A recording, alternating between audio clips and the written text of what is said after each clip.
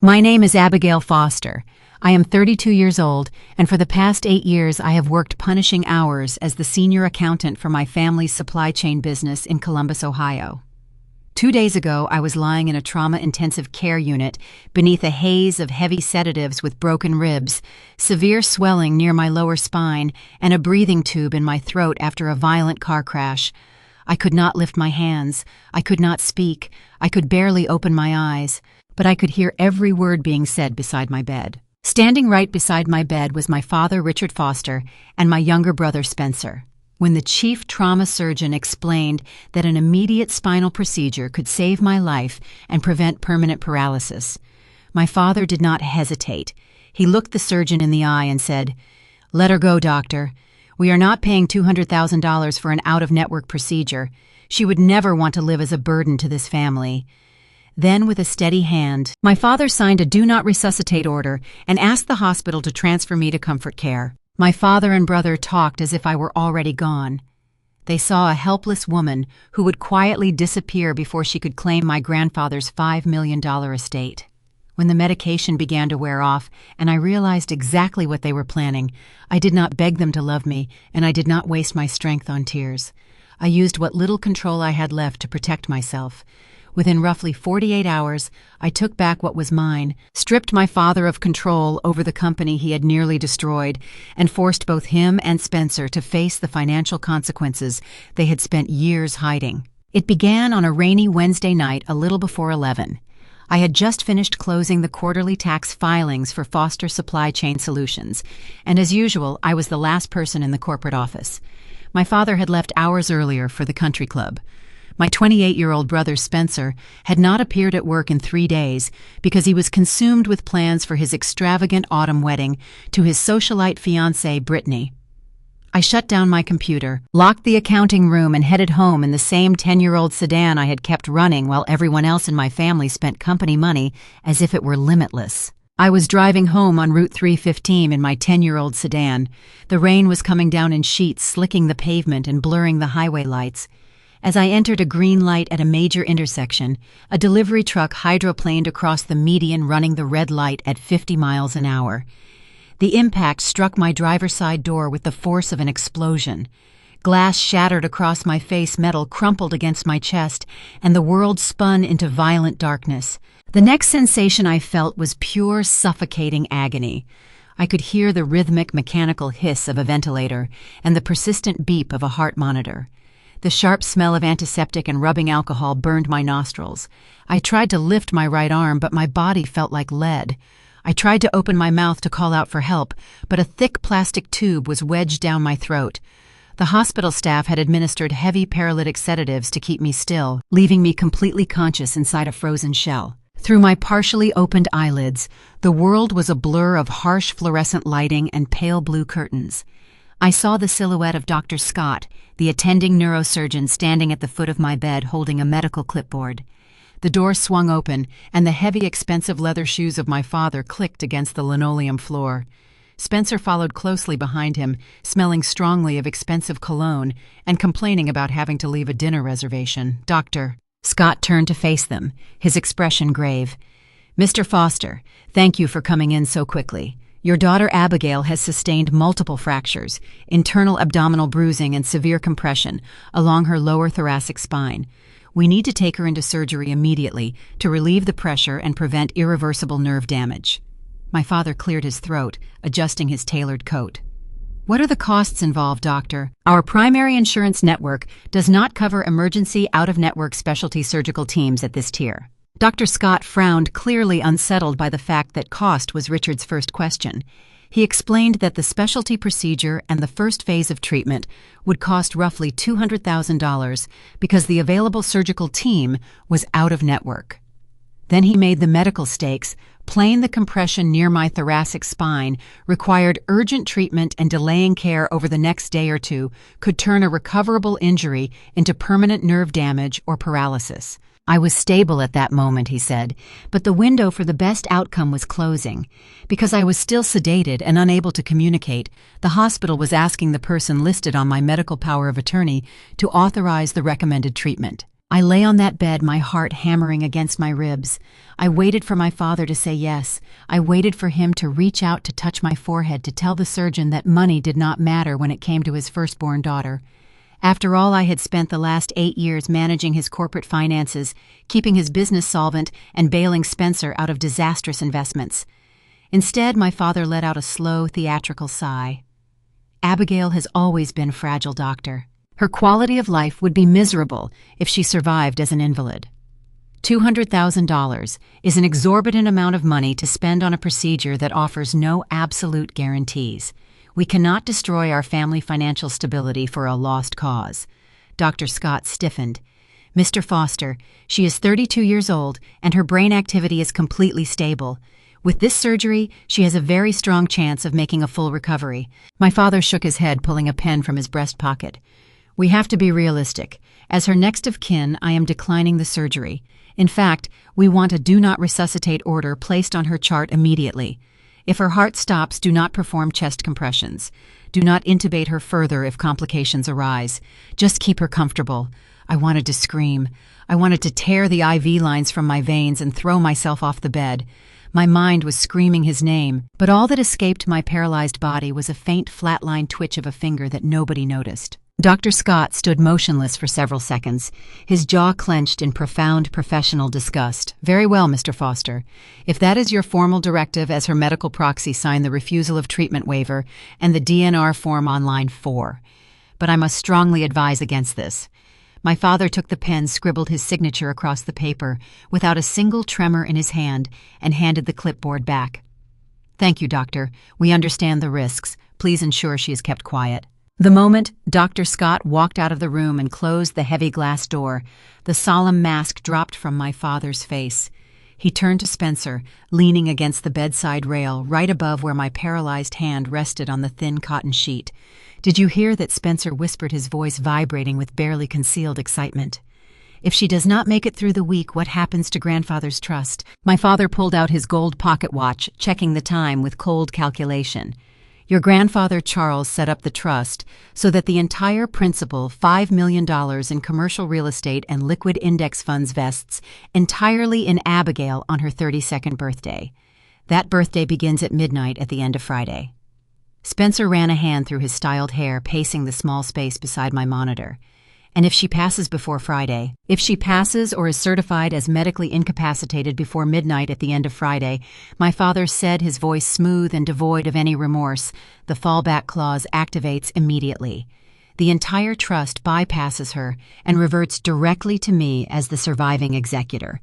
We can wipe out the $300,000 of debt you ran up on the company accounts, pay off the vendors for your wedding at the country club, and put a cash down payment on that luxury condo Brittany wants in Upper Arlington. Spencer let out a nervous laugh, shaking his head. Man, that is unbelievable. I mean, it is awful what happened to her in the crash, but the timing is honestly a miracle. Brittany was threatening to call off the engagement if we did not have the down payment by Monday morning. It is business, Spencer, my father replied coldly. Abigail was always too rigid, always questioning every expense report and withholding funds for your ventures. She never understood how this family operates.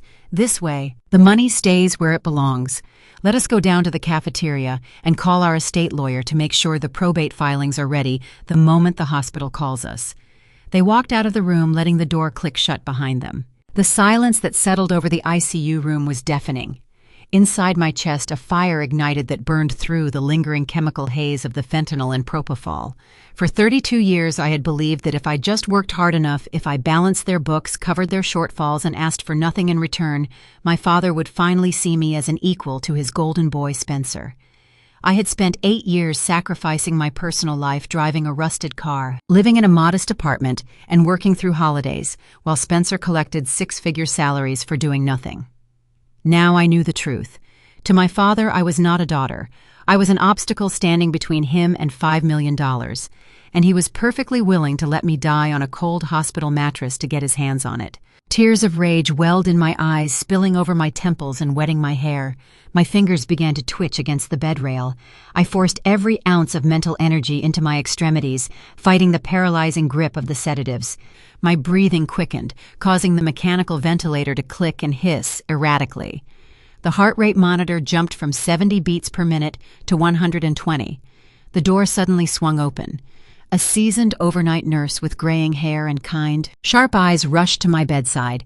Her name tag read, Beverly RN. Abigail, Beverly said softly, placing 2 warm, reassuring fingers against my carotid pulse. Calm down, sweetheart. Breathe with the machine. Do not fight the tube. I locked my eyes onto hers, widening them with deliberate, desperate focus. I forced my right hand to close around her wrist, squeezing with every bit of strength I could muster. Beverly froze. She looked down at my hand, gripping her wrist, then looked directly into my eyes. "You can hear me," she whispered, her voice dropping to an urgent murmur. "Squeeze my hand twice if you can understand every word I am saying." I squeezed her hand twice, firm and deliberate. A sharp breath caught in Beverly's throat. She quickly stepped over to the glass door, pulled the privacy curtain completely shut, and returned to the side of my bed. She picked up my chart, her eyes darting toward the hallway before leaning close to my ear. Beverly glanced at the chart before she spoke again. I saw what he signed, and I heard what he told the team. The story in the paperwork does not match the woman looking at me right now. Her voice stayed low, but the anger in it was unmistakable. Your chart has been pushed toward comfort-focused care based on his statements about your wishes. I do not believe those statements came from you. She tapped the edge of the clipboard once. What matters now is proving that you can speak for yourself before he gets another chance to speak for you. I blinked, hard tears streaming down my face, squeezing her fingers again to plead for help. "Listen carefully," Beverly said. "Your sedation is wearing off faster than expected, and Dr. Scott already knows you are showing purposeful responses. That gives us a narrow window." She looked toward the hallway and then back at me. "Your father is acting as though your silence gives him a blank check. He has been asking administrative questions. No frightened parent normally asks how quickly your status can be changed, how incapacity is documented, what happens if you arrest overnight. I even asked about the hospital's procedure after a death." She let that last sentence sit between us. "I do not know everything he is planning. I know enough to tell you that staying invisible is no longer safe." The horror of those words felt like ice in my veins. My father was not just waiting for me to die. He was actively making sure I did not survive the next 48 hours. Beverly leaned in closer, reaching into her pocket. "You need your own legal representation immediately. Abigail, can you move your head?" I nodded slowly, the stiffness in my neck sending sharp pain down my shoulders, but my mind was completely clear. Beverly pulled a pen light and a small notepad from her pocket. She told me the first priority was to prove that I was awake-oriented and capable of making my own decisions. She quietly paged Dr. Scott and the night administrator, explaining only that my neurological status had changed. Dr. Scott returned within minutes, reduced the remaining sedation, tested my responses, and confirmed that I was following commands. Once he was satisfied that I could breathe on my own, the respiratory team removed the tube. My throat felt scraped raw, and for several minutes all I could manage was a whisper, but that whisper mattered. It meant Richard could no longer speak for me simply by claiming I was unresponsive. Beverly warned me not to waste my voice. The next step, she said, was to revoke his medical authority formally in front of hospital administration. Then her expression tightened. There was something else I needed to know before morning. Then Beverly told me why morning mattered. Richard had arranged for a lawyer and a notary to appear at 8. The paperwork was described as an emergency conservatorship petition based on my supposed inability to communicate. If he gets a court to believe the picture he is creating, she said, you will spend precious time fighting orders entered while everyone still thinks you are unconscious. We need your capacity documented before he can build that version of you on paper. I looked down at my hand around Beverly's fingers. It was weak, bruised, and trembling, but it was mine. For most of my life, I had responded to Richard by working harder, explaining myself more carefully, or swallowing the insult so the next day could proceed without a fight. None of those habits would save me now. I did not need him to understand me. I needed a record he could not rewrite. I nodded once to Beverly. "Get Dr. Scott," I whispered, "then help me get a lawyer." Beverly brought me a few ice chips only after Dr. Scott had cleared me to swallow. As the cold soothed my damaged throat, the financial history of my family came back with brutal clarity. For 8 years, I had been the senior accountant at Foster Supply Chain Solutions, and in practice, I carried controller-level responsibility whenever the books were in trouble. My father paid me $45,000 a year and insisted that the company was always one bad quarter away from collapse. I worked 60 and 70-hour weeks, reconciled vendor disputes, rebuilt cash flow forecasts, negotiated payment plans, and helped restructure debt that should have sunk us. I drove an aging sedan with a broken heater because Richard preached sacrifice whenever I asked for a raise. I believed I was protecting the business my grandfather Charles had built. What I had really been protecting was a system designed to make me absorb every shortage while Richard and Spencer enjoyed every surplus. But that strict financial austerity never applied to my younger brother. Spencer was handed the prestigious title of Vice President of Business Development the very day he graduated with a completely unrelated degree in sports management. He was given a massive base salary of $150,000, carefully kept off the books from the standard payroll structure I managed. My father leased a brand new Porsche Cayenne under the company name for Spencer to use as a daily commuter vehicle, aggressively arguing that Spencer needed to project massive wealth when meeting with high-level clients. But Spencer never met with clients. He spent his Tuesday afternoons playing 18 holes of golf at the exclusive Scioto Country Club and his Friday evenings entertaining his fiancée, a local socialite named Brittany, at five-star downtown steakhouses. Every single time I flagged Spencer's exorbitant expense reports, which frequently included $1,000 bar tabs and luxury hotel stays. My father would march directly into my cramped windowless cubicle. He would slam the door shut, lean over my desk, and tell me I was being dangerously petty and jealous. He would state clearly that Spencer was the charismatic face of the company and that I needed to stay quietly in the back office where I truly belonged. I let the last piece of ice melt on my tongue while Beverly watched the hallway. Then she asked this question that mattered. Did I have anyone outside the family whom I trusted completely, someone who was not dependent on Richard for a paycheck or a favor? My mind went immediately to Thomas, our senior information technology director. He had helped me rebuild our backup architecture after a ransomware scare 2 years earlier, and he was one of the few people at Foster Supply Chain Solutions who understood how often I had quietly corrected Richard's financial mistakes. If I could get my work laptop and reach the protected backups, I could see what my father had been doing while I lay unconscious. I nodded slowly, fighting a sharp wave of dizziness, my mind immediately going to the only person at the corporate office who actually saw through my father's constant lies. I need a secure phone. I whispered, my voice rough and scratching painfully against my bruised vocal cords. I need to call the senior information technology director at my office. His name is Thomas.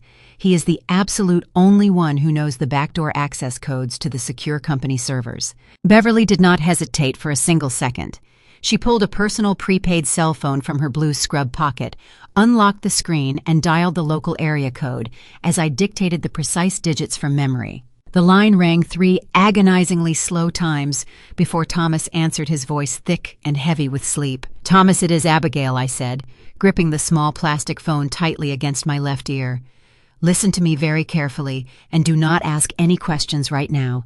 I need you to drive into the main office, immediately bypass the front desk, security log, grab my secure silver work laptop from the locked bottom drawer under my desk, and bring it directly to Riverside Methodist Hospital." Thomas was completely silent for exactly 3 seconds before his sharp professional instincts kicked in. "I am putting my shoes on right now," he said, the sound of jingling keys echoing through the receiver.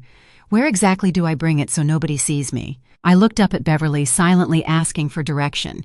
She leaned down close to the receiver. "Bring it to the underground loading dock entrance on the west side of the hospital building," Beverly instructed firmly. "Tell the overnight security guard you are delivering emergency administrative hard drives for the intensive care unit charge nurse. I will meet you outside the service elevator in exactly 20 minutes. I ended the call, deleted the outgoing number from the call history, and handed the phone back to Beverly.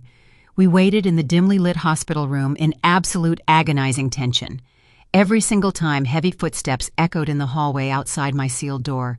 My heart hammered violently against my broken ribs, terrified that my father had suddenly returned to check on my failing condition.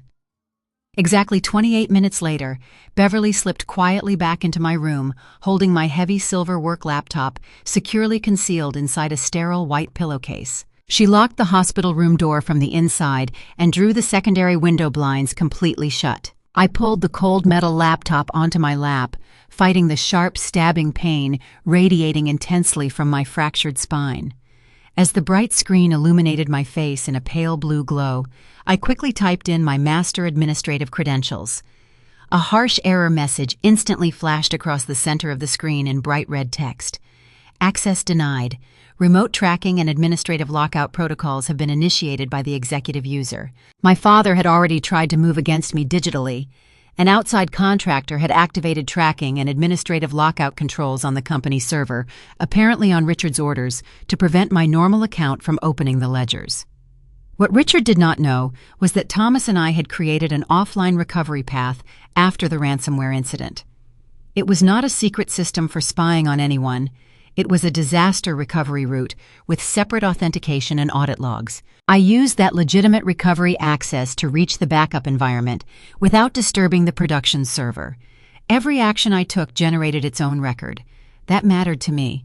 If this ended in court, I wanted the evidence to be admissible, traceable, and impossible for Richard to dismiss as something I had altered after the fact. The green progress bar crawled agonizingly slowly across the dark screen.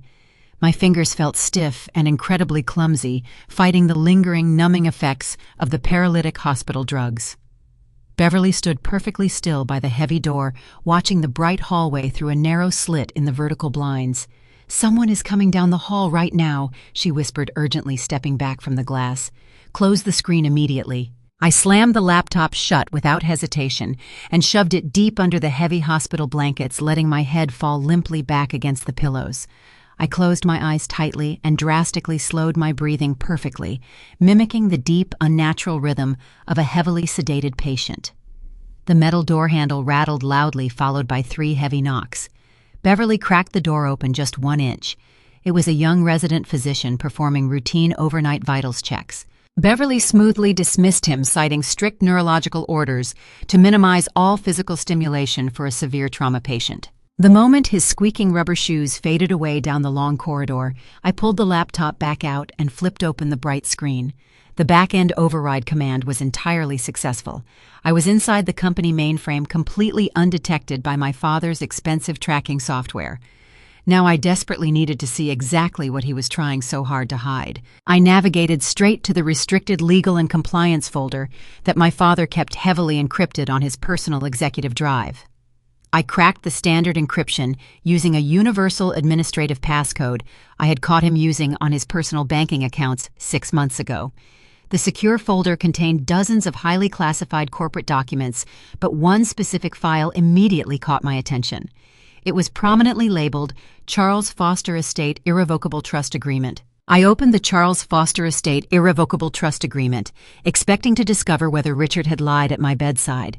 Instead, I discovered something worse. He had quoted the document accurately. The same Friday deadline he had mentioned appeared in the distribution section, along with the holding company structure I had only seen indirectly through tax schedules. The trust owned the commercial properties beneath our operations and held the voting block that could determine control of the company. I did not reread every paragraph. I searched for the phrases Richard had used, matched them to the document, and saved clean copies with metadata intact. The bedside conversation was no longer just a nightmare I had overheard. It aligned with a legal instrument he clearly understood well enough to exploit. One clause stopped me. It dealt with what happened if the beneficiary could not legally take control on the vesting date. I read it twice, then a third time more slowly. The language required formal proof of permanent incapacity, not merely a frightened relative's opinion. That distinction mattered. Richard had spoken as though my condition alone would hand him everything, but the document required a documented legal and medical path. Suddenly, the notary, the questions at the nurse's station, and the planned conservatorship were not separate acts. They were steps towards satisfying that clause.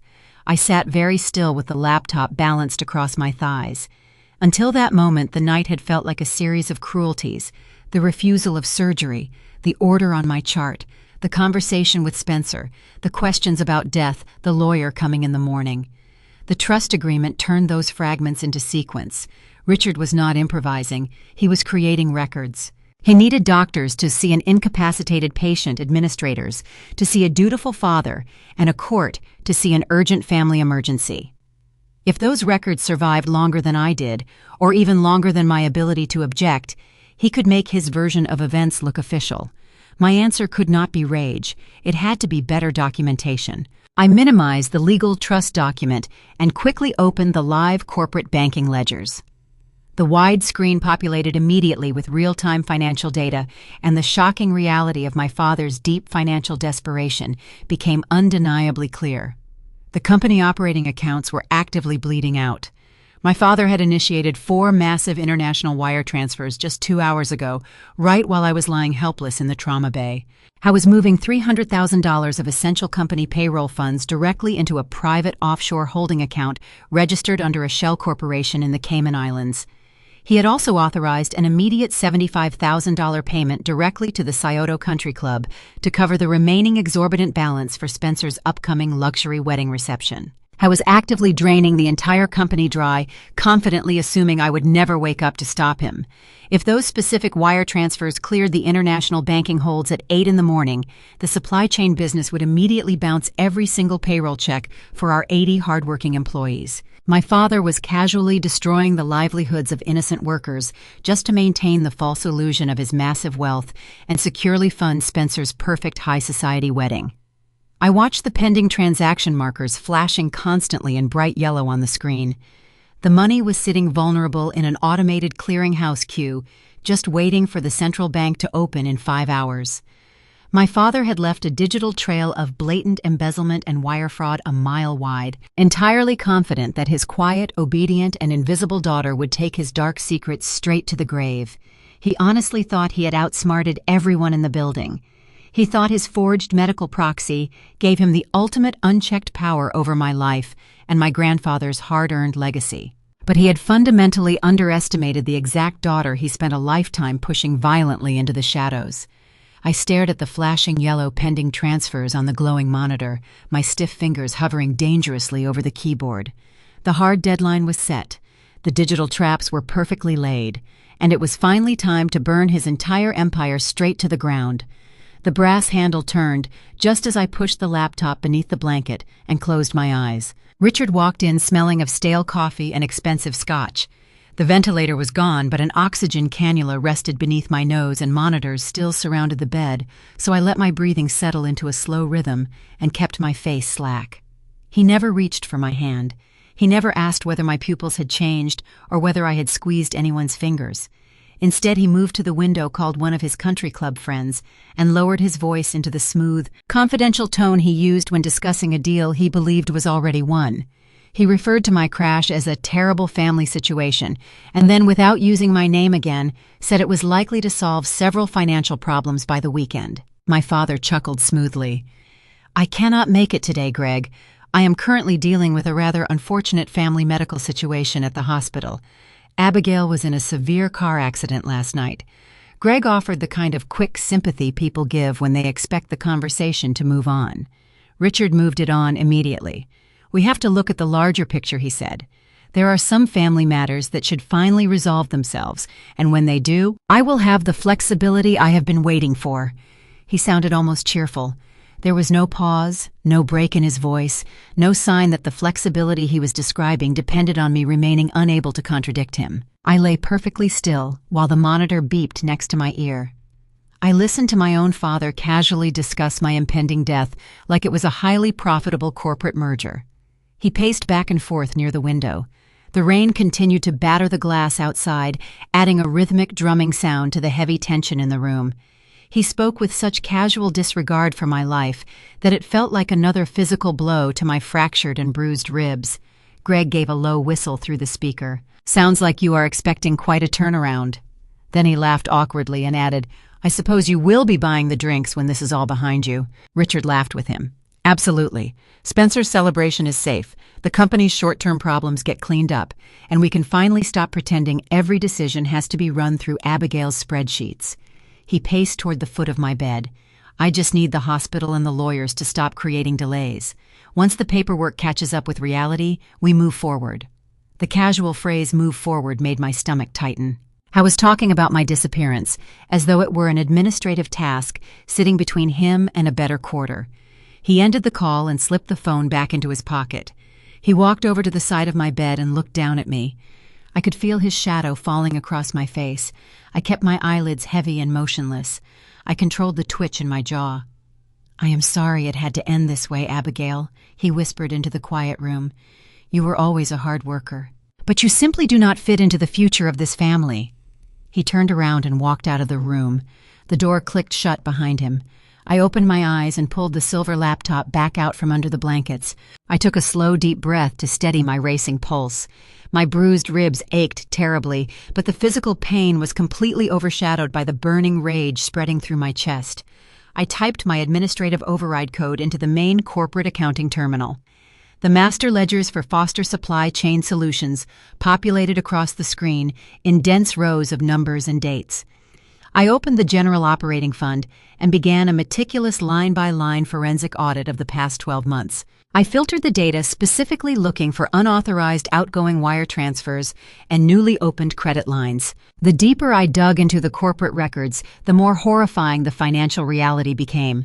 My father had not just mismanaged the company accounts. He had executed a massive systematic campaign of bank fraud. I found 3 distinct commercial loans, totaling $400,000 taken out against the company equipment receivables and leasehold interests in the last 6 months. He had authorized these loans using forged board resolutions that included my digital signature. He legally implicated me in his criminal activity while I was blindly working 60-hour weeks in the back office. I opened the expense destination files to trace exactly where that stolen loan money had gone. It did not go toward upgrading our outdated supply chain software or repairing our aging delivery trucks. The funds were funneled directly into a labyrinth of luxury expenses entirely dedicated to Spencer and his socialite fiancée Brittany. I traced the borrowed money through the vendor ledger and stopped caring about the labels Richard had chosen: client development, market positioning, executive hospitality. The descriptions changed, but the approval path did not. Large payments left operating accounts passed through vendors that had no connection to logistics and ended at businesses tied to Spencer's wedding or personal life. I selected one clean example for the evidence file: a $45,000 payment to an event planner entered as a corporate client program. The invoice contained no client list, no business purpose, and no supporting contract. Then I found the same approval signature on several other entries. The pattern mattered more than the extravagance. Richard had not made a few sloppy purchases. He had built a repeatable method for converting company money into private benefits and making the ledger tell a different story. The screen blurred for a moment, and I realized I was thinking about people instead of numbers. Maria in payroll had asked me 2 weeks earlier whether the company could afford a small advance because her husband's hours had been cut. One of our warehouse supervisors had delayed dental work for his daughter until the new insurance year. Those were the people Richard expected to discover on Monday, that checks had bounced while a ballroom glittered with flowers and champagne. The anger that rose in me then was quieter than rage. It was the cold certainty that I could not let the accounts empty. I opened the 13-week cash flow forecast I had built before the crash and replaced the assumptions with the transactions now sitting in front of me. The result was worse than the balance sheet suggested. Without intervention, payroll would fail. First, then fuel contracts, then 2 critical carriers whose service kept our largest customers from walking away. The company did not need a miracle. It needed the bleeding to stop before morning. I saved the forecast as a separate exhibit because it showed consequence, not just misconduct. A judge could look at a forged loan and see a legal problem.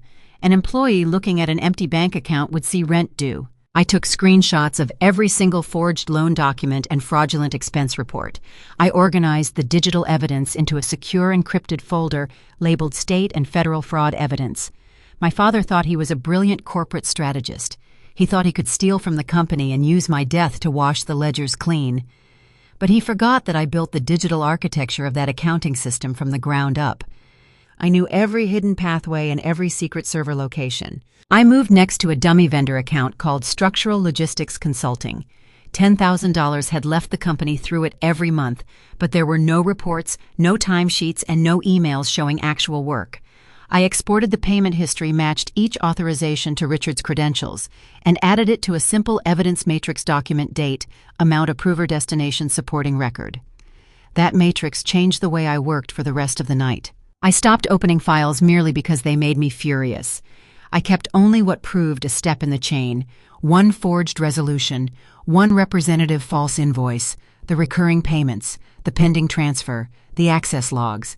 If I survived the next 2 days, I wanted Jonathan and investigators to be able to understand the case in minutes, rather than drown in hundreds of pages of my anger. Just as I prepared to close the banking portal, a bright red notification banner suddenly flashed across the top right corner of my screen. Warning: Executive user Richard Foster has initiated a high-priority international wire transfer. My heart hammered against my ribs.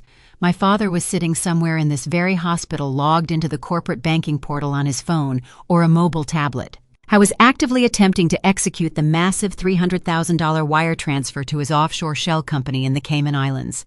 He wanted to clear out the very last drops of the company operating capital before the central bank opened for standard business hours.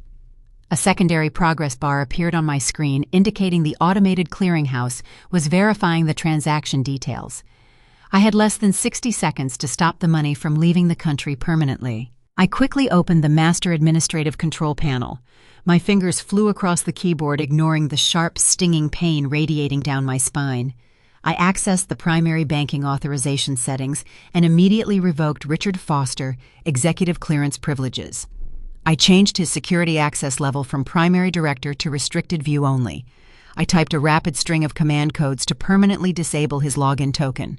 I erased his security questions and changed the dual-factor authentication phone number to my own secure prepaid cell phone. He was now facing a solid digital brick wall. The banking portal would not even recognize his username anymore. The system prompted me for a secondary security verification. I typed in my unique alphanumeric key code and hit the enter button with maximum force. A glorious green confirmation message filled the screen. Executive privileges successfully revoked. I then targeted the pending international wire transfer. I highlighted the $300,000 transaction and clicked the manual cancellation protocol. The screen refreshed, and the pending status changed to a bright bold "canceled by system administrator." I did not stop there. I initiated a global password reset for all corporate banking accounts, routing the secure verification emails directly to my hidden private server. I effectively locked my father completely out of the company finances. He could not move a single dollar. He could not view the account balances. He was digitally exiled from his own empire. I minimized the banking window and waited. I did not have to wait long. Less than 3 minutes later, the heavy hospital door swung violently open. My father stood in the doorway, his face flushed dark red with absolute panic and completely unhinged rage. Spencer crowded into the doorway right behind him, looking wildly confused. I instantly dropped my head back onto the pillows, allowed my eyes to roll back, and let my breathing return to the slow, mechanical rhythm of a coma patient. I kept my hands perfectly still under the heavy blankets concealing the warm laptop from view. My father paced aggressively at the foot of my bed. His expensive leather shoes squeaked loudly against the floor. "The banking system just completely locked me out," he hissed, his voice shaking with sheer panic. I tried to push the offshore wire transfer through, but an administrative override blocked the transaction and revoked my access credentials. Spencer's eyes went wide with sudden fear. "What do you mean you are locked out, Dad? How can an administrator block you? You own the company." "I do not know," my father whispered frantically. "The system is showing an active master user, but Abigail is the only one who has the top-level security clearance, and she is lying right here practically brain-dead. The bank fraud detection algorithm must have flagged the international routing numbers and frozen the accounts." Spencer grabbed his father's arm. "Dad, if that $300,000 wire does not clear by tomorrow morning, the caterers are going to cancel the country club reservation. Brittany's parents are going to find out we are completely broke. You told me this was handled." My father ran a trembling hand over his face, staring down at my motionless body. "It was handled, Spencer. But if the bank starts a formal security review tomorrow morning, they are going to see the corporate loans I took out. They will demand to speak with the senior accountant. We cannot afford an investigation right now." He leaned closer to my bed, his breathing ragged and harsh. He looked at the medical monitors and the thick plastic tube in my throat. He turned to Spencer, his eyes completely devoid of any human empathy. Richard's voice dropped to a cold whisper. He told Spencer they were out of time. Waiting until Friday night was no longer safe because the bank might discover the loans and demand to speak with me. He said he would pressure the hospital to move me to comfort, only treatment, insist that I lacked capacity, and rely on the DNR if my condition deteriorated. Spencer asked whether the doctors would actually agree. Richard answered that they did not need everyone to agree. They only needed enough paperwork to delay treatment and secure an incapacity declaration before the trust vested. Then he said the sentence that erased the last trace of doubt in me, they would finish it that night before the missing money was noticed. The moment Richard and Spencer left, Beverly locked the door. I told her we had minutes, not hours. The night administrator and a hospital notary arrived with Dr. Scott, who documented that I was awake, oriented, able to explain my injuries, and fully capable of making medical decisions. I revoked Richard Foster's medical power of attorney in writing and separately rescinded the DNR he had signed while falsely claiming it reflected my wishes. The administrator placed a privacy restriction on my chart, barred Richard and Spencer from receiving medical updates, and notified security that neither man had authority to enter my room without my permission. The original DNR was marked revoked and preserved in the record rather than destroyed. I wanted the document, the timestamp, and Richard's signature available as evidence. Dr. Scott also wrote a detailed note stating that I had never expressed a wish to refuse treatment and that, in his examination, I had decision-making capacity. That single entry protected me medically and legally. For the first time since the crash, I felt a small measure of safety, but it did not last. Richard had already arranged for a notary and a lawyer to pursue emergency conservatorship papers. If he learned I was awake, he would simply shift from medical control to financial control. He could try to freeze my personal accounts, use the forged corporate documents I had just uncovered, or create another emergency loan before a judge ever saw my evidence. I told the administrator I intended to leave against medical advice long enough to reach independent counsel. Beverly objected immediately. Dr. Scott did too. They warned that my spine was unstable, that I needed a rigid brace, and that leaving the monitored unit carried real risk. I understood. But I also understood that Richard had spent years positioning himself inside every system that was supposed to protect me. I needed a lawyer who represented me before sunrise. After another neurological exam, Dr. Scott fitted me with a brace, gave me written precautions, and made me promise I would return for treatment as soon as I had secured my legal position. I signed the discharge documents with a shaking hand. That signature was not an act of recklessness. It was the first legal decision of my life that no one in my family could override. Beverly strongly advised against my leaving. Dr. Scott had already warned that the compression near my thoracic spine could worsen if I twisted, fell, or tried to move without support. The administrator also reminded me that I was choosing to leave against medical advice. I understood every word. What I could not accept was remaining in a room where Richard was trying to regain control of my chart and rush conservatorship papers into place. Beverly fitted me with a rigid back brace, helped me into loose hospital scrubs, and made me promise not to pretend I was stronger than I was. Standing for even half a minute made my legs tremble. I could bear weight, but only carefully, and the pain sharpened whenever I changed position. Instead of carrying the laptop under my arm and trying to march through the hospital, I held it against my lap, while Beverly brought a wheelchair to the side of the bed. The administrator placed the notarized revocation papers inside a plastic folder and tucked them into the laptop case. Then Beverly checked the corridor and told me Richard was at the main nurses' station with a lawyer demanding access to my neurological scans. That changed the question from whether I should leave to how quietly I could do it. Beverly pushed the wheelchair through a staff corridor while I kept my head down and one hand braced against my ribs. We avoided the main elevators and moved through the service area toward the freight lift. Every seam in the floor sent a dull vibration through my back, and by the time we reached the metal doors, I was sweating despite the cold hospital air. Richard's voice carried from the adjacent hallway. I was threatening to sue the hospital and insisting that he remained my medical proxy. The freight elevator opened with a soft chime.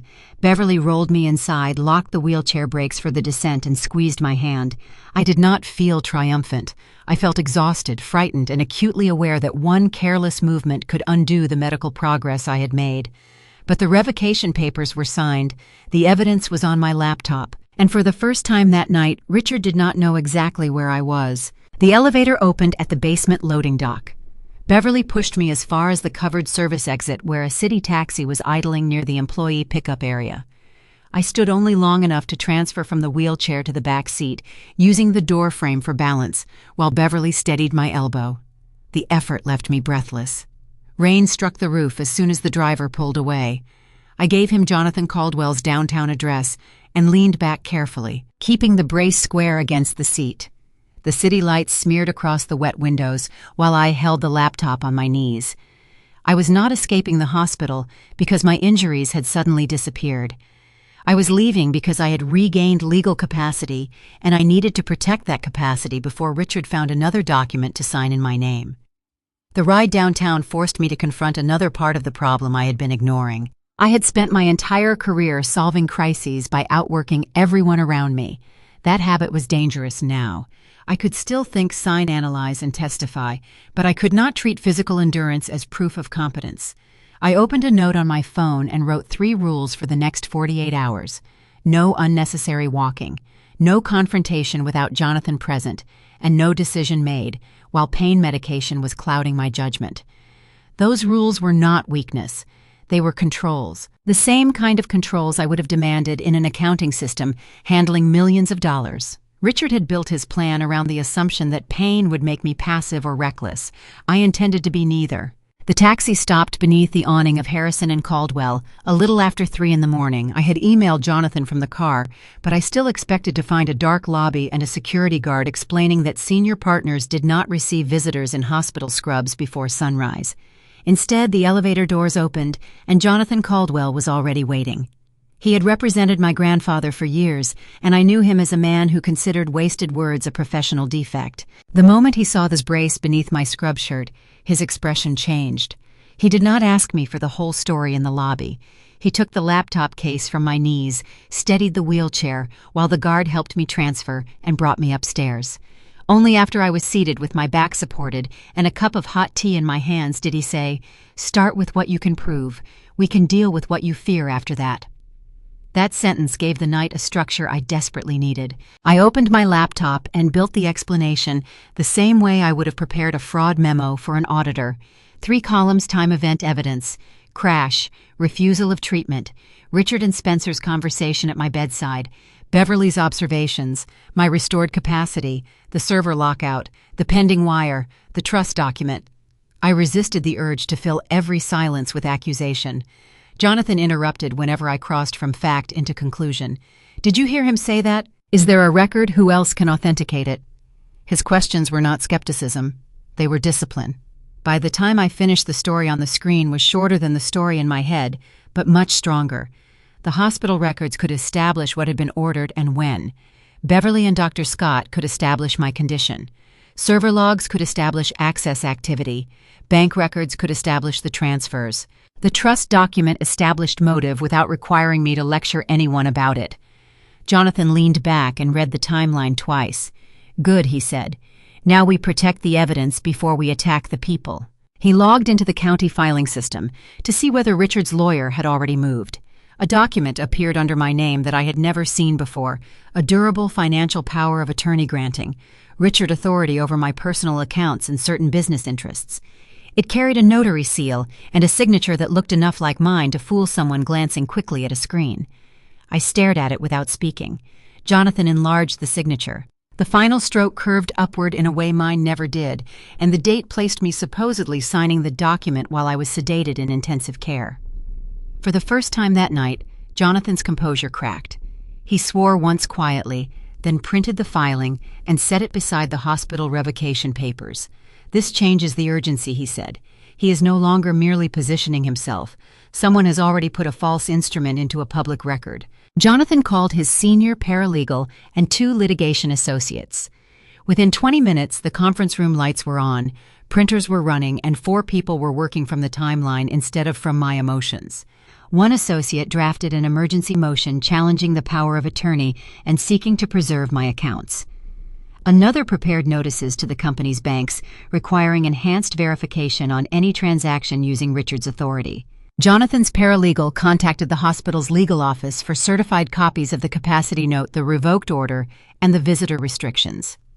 I sat at the end of the table and answered questions when they needed me. It was the first time since waking that I was not carrying every part of the crisis alone.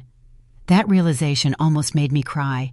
I had confused competence with solitary responsibility for so long that being helped felt strangely unfamiliar. Jonathan noticed my hands shaking and pushed the tea closer without comment. Thomas joined us by secure video from the office. Instead of asking him to hunt for more scandal, Jonathan told him to preserve systems exactly as they existed. Thomas created read-only images of the relevant server directories, exported authentication logs, and documented the time each copy was made. He identified the outside contractor account that had activated my lockout and preserved the configuration showing who authorized the change. I watched the process on one screen while an associate created a chain of custody log on another. The work was almost boring, which was exactly what made it reassuring. No dramatic hacking, no deleting Richard's files, no secret edits, just copies, hashes, timestamps, and names. I wanted any future investigator to be able to reproduce the trail without taking my word for anything. Richard had spent years depending on confusion. We were replacing confusion with records. Once the preservation work was underway, I reduced the financial evidence to a small set of exhibits: the forged board resolution supporting one commercial loan, a representative false vendor invoice, the recurring dummy vendor payments, the attempted offshore transfer, the cash flow forecast showing the immediate risk to payroll. Jonathan made me explain each document in one sentence. If I needed 5 minutes to justify why a page mattered, it did not belong in the first filing. We placed the rest into a secondary archive for later review. That exercise stripped the revenge out of the evidence. I no longer needed to prove that Spencer had lived extravagantly or that Richard had humiliated me for years. Those facts explained character, but courts would care about authorization, ownership, intent, and loss. The distinction steadied me. I could hate what they had done without making hatred part of the legal argument. The tax issue surfaced almost accidentally while we were reconciling the false vendor entries. Several personal benefits appeared to have been treated as deductible business expenses, and the pattern extended across more than 1 year. I knew enough accounting to recognize the red flags, but Jonathan stopped me when I began labeling the conduct. "You are a witness and a financial professional," he said. "You can identify entries supporting documents and inconsistencies. Let the tax lawyers and the government decide the final characterization." He was right. I created a schedule listing the questionable transactions and linked each one to the return or ledger entry where it appeared. No speeches, no predictions about prison, just a clean package another professional could test. That change in posture mattered more than I expected. Earlier in the night, every discovery had felt personal, as though each invoice were another insult thrown into the same pile as the hospital betrayal. At Jonathan's table, the records became separate from my anger. One column showed what the company paid. Another showed how the payment had been described. A third showed the available support. When the columns did not match, I flagged the item and moved on. I did not need to keep reliving Spencer's dinners, car, or golf membership to prove Richard had manipulated the books. In fact, repeating those examples weakened the larger point. The misconduct was systematic. The evidence should look systematic too. Jonathan's tax team prepared the formal referral package while I reviewed the factual narrative. The submission identified the records we had explained, how they had been preserved, and provided contact information for follow-up. I signed only the statements I could personally support. When the electronic confirmation arrived, Jonathan printed it and placed it in a folder marked External Referrals. The act itself was quiet: 1 click, 1 confirmation number, 1 more item logged. I felt no rush of triumph. Sending evidence to an agency did not guarantee any particular outcome, and Jonathan reminded me that investigations take time. What it did guarantee was that Richard could no longer count on the company's internal silence.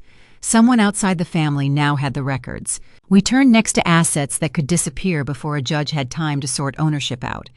Jonathan's team searched county records and identified property connected to transactions already in dispute. Rather than treating every house or condo as automatically mine, he framed the request: narrowly preserve property that might have been acquired or encumbered with contested funds until the court could determine the facts. The filings were technical and restrained.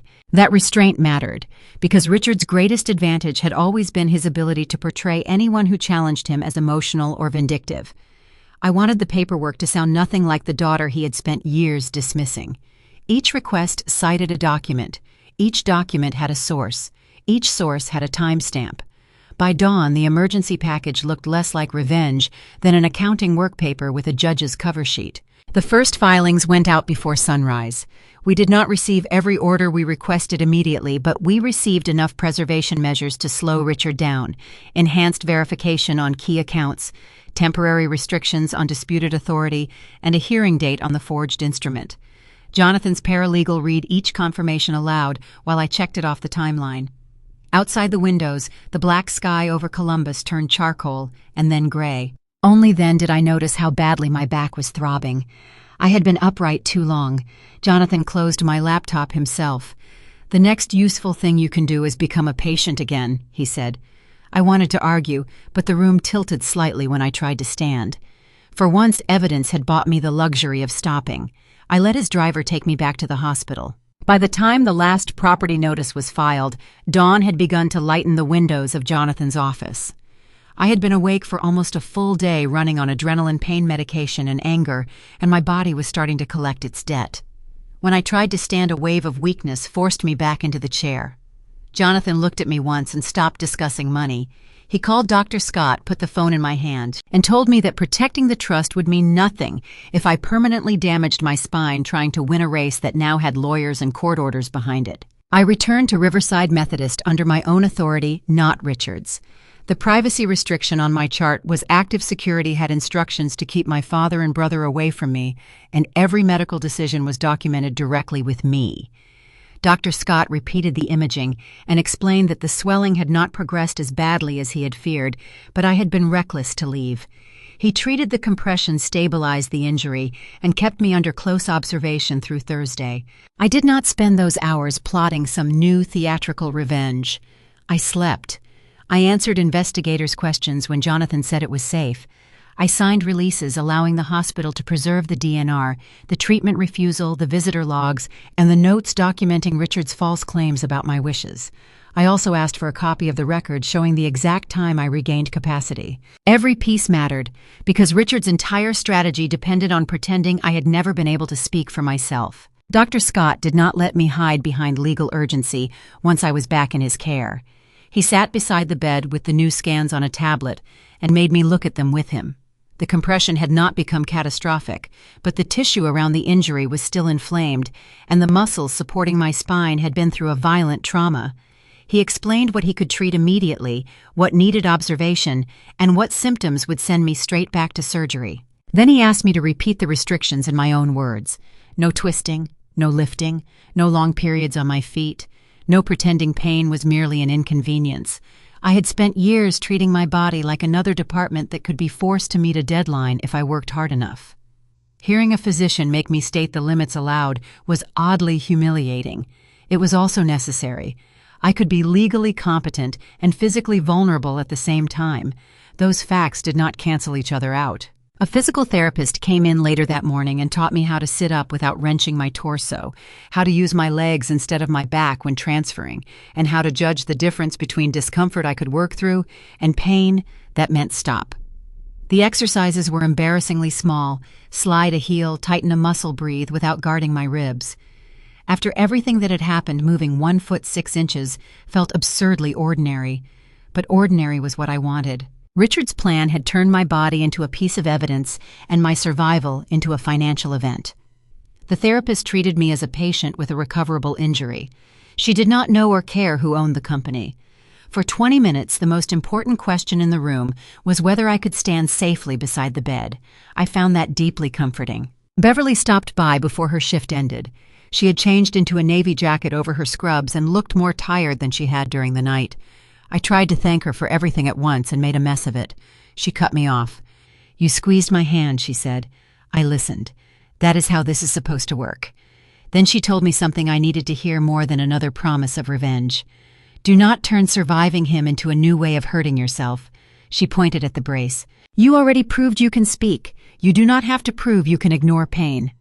I smiled for the first time since the crash, and the movement pulled painfully at the bruising along my cheek. Beverly noticed and smiled back anyway. Before she left, she placed a folded side table. It was not a medical record. It was a list of 3 patient advocacy organizations and the name of a social worker she trusted. For later, she said, "Not everything has to be handled by a lawyer. I almost told her I was good at handling things myself." The words rose automatically and stopped behind my teeth. Instead, I said, "Thank you." That small correction felt like practice for a different life. Thomas worked from the office while I recovered. He preserved server logs showing when Richard's outside contractor had activated the lockout on my account, when the forged loan documents had been uploaded, and when the offshore transfer was initiated. He did not delete anything or retaliate against Richard's access on his own.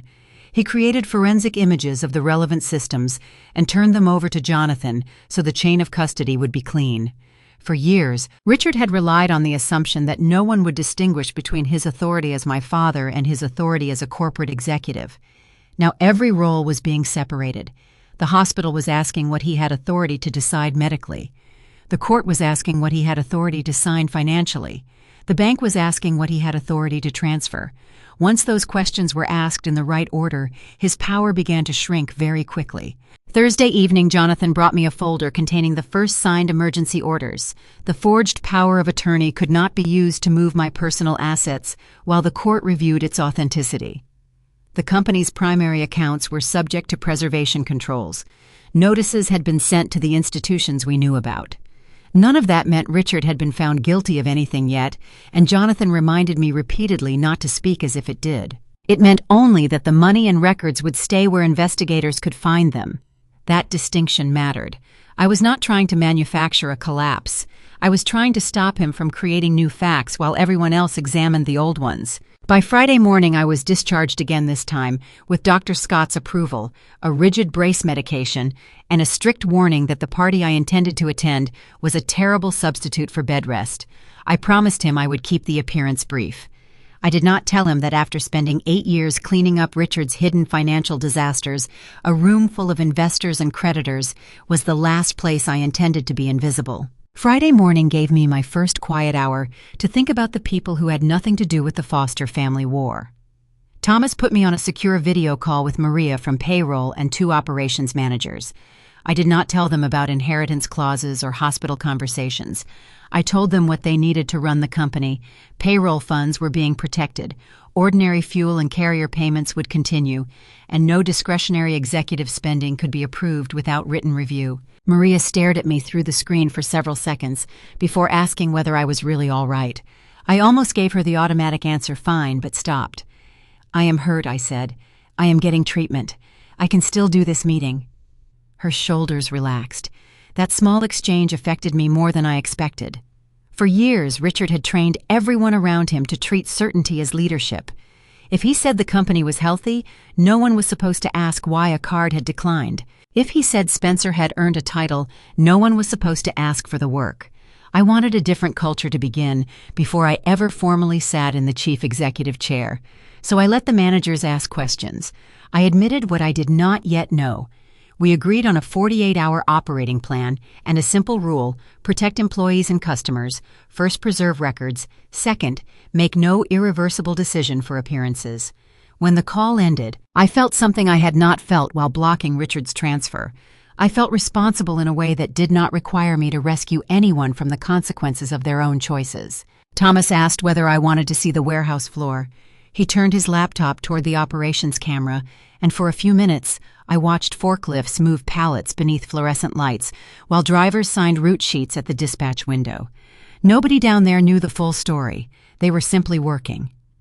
A mechanic waved when Thomas pointed the camera toward him. Maria held up a payroll checklist with a tired grin. The sight grounded me more effectively than any legal filing. Richard had always talked about the company as though it were an extension of the Foster name. From a hospital bed watching people load freight before dawn, I saw how arrogant that was. The business existed because dozens of people performed ordinary tasks correctly when no one applauded them. I asked Thomas to send a short message to the staff. Payroll was on schedule operations, should continue normally, and questions about rumors should go through department heads rather than social media. I added one sentence myself: no employee will be asked to choose sides in a family dispute. Thomas read it twice and nodded. That rule was partly for them and partly for me. I would not build my authority by demanding the loyalty Richard had always expected. People could stay because the company deserved their work, not because they feared what a Foster might do if they left. Jonathan spent the next hour preparing me for the one environment Richard understood better than any courtroom, a room full of people whose opinion he valued. He played Richard in a mock conversation, interrupting me whenever I began explaining too much. "You are confused, Abigail. You are medicated. You have always resented Spencer." Each line sounded painfully familiar. My instinct was to answer with a history lesson to prove every slight and every sacrifice. Jonathan stopped me. "The longer you defend your entire life, the more room he has to change the subject." We practiced shorter answers. I knew what I heard. "Here is the record. Here is the filing. Ask the bank. Ask the hospital." The exercise exposed one of my oldest weaknesses. I had spent years trying to persuade Richard that I was reasonable. At the party, persuasion was not my job. I only needed to make denial expensive by placing verifiable facts in front of people who could check them for themselves. Late Friday afternoon, after a day in which the emergency court filings had started to take effect, my secure phone vibrated on Jonathan's conference table. The alert came from a secondary lender that still recognized Richard as an executive signer. A new unsecured commercial line of credit for $200,000 had been opened and immediately drawn. For one terrible second, I thought we had missed an account. Then I saw the timestamp. Richard had applied before the court's preservation order reached that lender and had pushed the draw through while the rest of his access was collapsing. The money was already gone. I logged into the lender's portal using my authorized company credentials and traced the disbursement. The full $200,000 had been wired to the Scioto Country Club. That was when the date on the corner of my screen finally registered. It was Friday.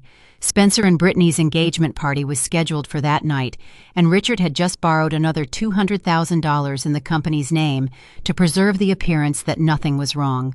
I was preparing to stand in front of investors, Brittany's wealthy parents, and a ballroom full of friends while I was supposedly dying.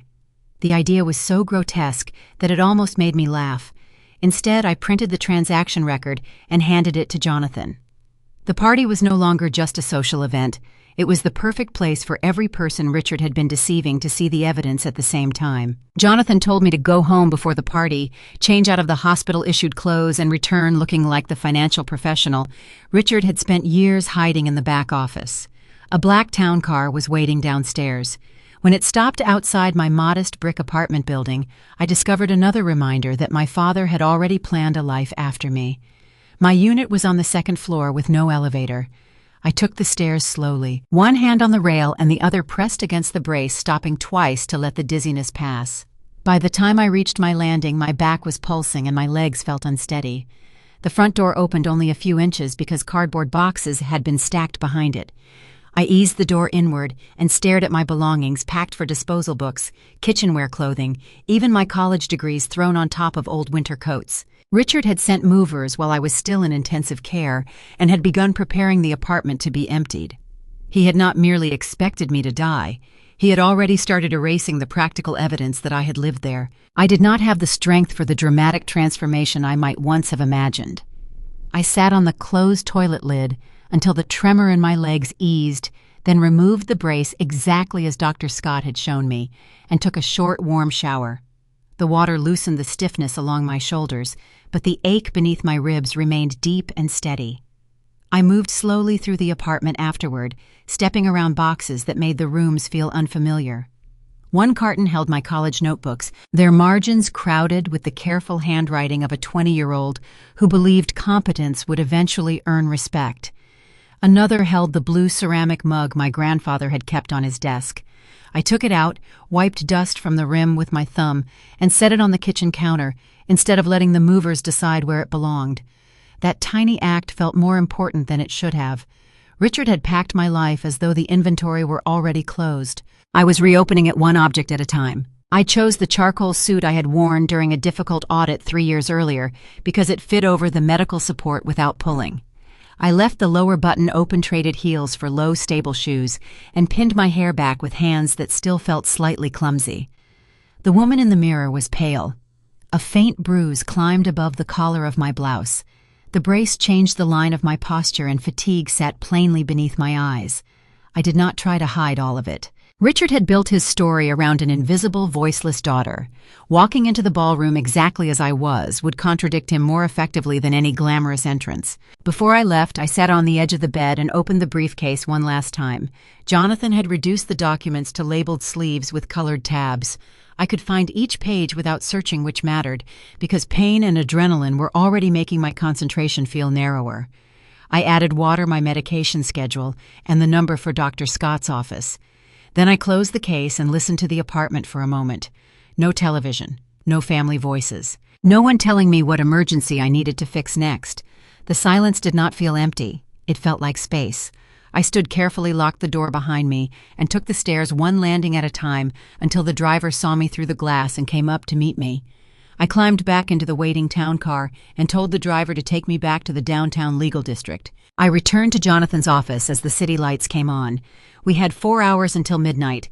He reviewed the final filings while I watched the corporate accounts for any new movement. At 11:55 p.m., he called the bank officer responsible for my grandfather's estate plan and put the call on speaker. Nobody made a speech. We listened to the wall clock tick. At midnight, the officer confirmed that the Friday condition had been satisfied and control had vested in me as scheduled. Jonathan asked 2 verification questions, wrote down the confirmation number, and ended the call. The deadline Richard had spent 2 days trying to beat was over. Whatever happened next would not depend on keeping me silent. Jonathan slid a short set of corporate resolutions across the table.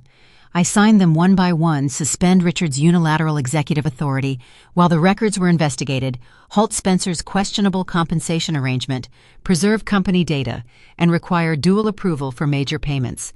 The resolutions did not erase debt or turn me into a magician. They did something more useful. They stopped the situation from changing faster than we could verify it. I had spent 8 years carrying responsibility without the power to impose basic controls. Now, for the first time, I could pair the two. When the clock passed midnight, I expected some physical sensation of safety. Nothing happened. The office lights stayed the same. The brace still pressed against my ribs. Rain still ticked against the glass. Jonathan's printer kept humming as if the most important deadline of my life had been just another item on a docket. I found that strangely reassuring. Richard had spent 2 days treating the deadline like a door that would swing open and turn him into someone more powerful. In reality, it was only a legal moment followed by more work. I took out my grandfather's blue mug, which I had carried from the apartment in the town car without quite knowing why, and set it beside the conference room phone. I remembered him telling me once when I was 16 and helping count inventory that a good business survived because no single person was allowed to become more important than the numbers everyone else could check. At the time, I thought he was talking about inventory controls. Years later, sitting across from Jonathan, I finally understood the larger lesson. Richard's power had grown in the spaces where nobody checked him. My next job was not to become the new unchecked person. It was to make those spaces smaller. The town car carried me through the upper suburbs just after midnight toward the Scioto Country Club. Spencer's engagement celebration had been designed as a late-night spectacle, and it was still in full swing. Through the tinted window, I could see the stone clubhouse lit by rows of spotlights and a steady line of luxury cars at the valet circle. The fraudulent $200,000 loan had bought exactly the image Spencer wanted people to see. I asked the driver to use the quieter side entrance near the event service area so I would not have to cross the entire front drive. When I stepped out, I paused with one hand on the car door until my balance settled, then took the short stone path at a measured pace. The brace beneath my suit kept my torso rigid, and every few steps reminded me that I had left a hospital only hours earlier. 2 security guards stood at the double doors checking names against a guest registry. I gave them mine. The older guard scanned the page, frowned, and shifted uncomfortably in front of the entrance. He told me Richard had specifically said Abigail Foster was on her deathbed and could not possibly attend. The lie sounded even stranger now that I was standing 3 feet away from him, pale, injured, and very much capable of answering for myself. The older guard explained that Richard had instructed staff to keep reporters and unexpected visitors away because the family was dealing with a private medical tragedy. He looked embarrassed saying it while I stood in front of him wearing a hospital brace. I did not argue. I placed my identification discharge papers and a letter from Jonathan on the podium. The letter confirmed that I was authorized to attend and asked the club to preserve records relating to the event. "I am Abigail Foster," I said. "I am not asking you to decide a family dispute.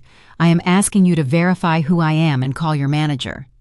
The younger guard read my name twice, then picked up the house phone. The manager arrived less than 2 minutes later.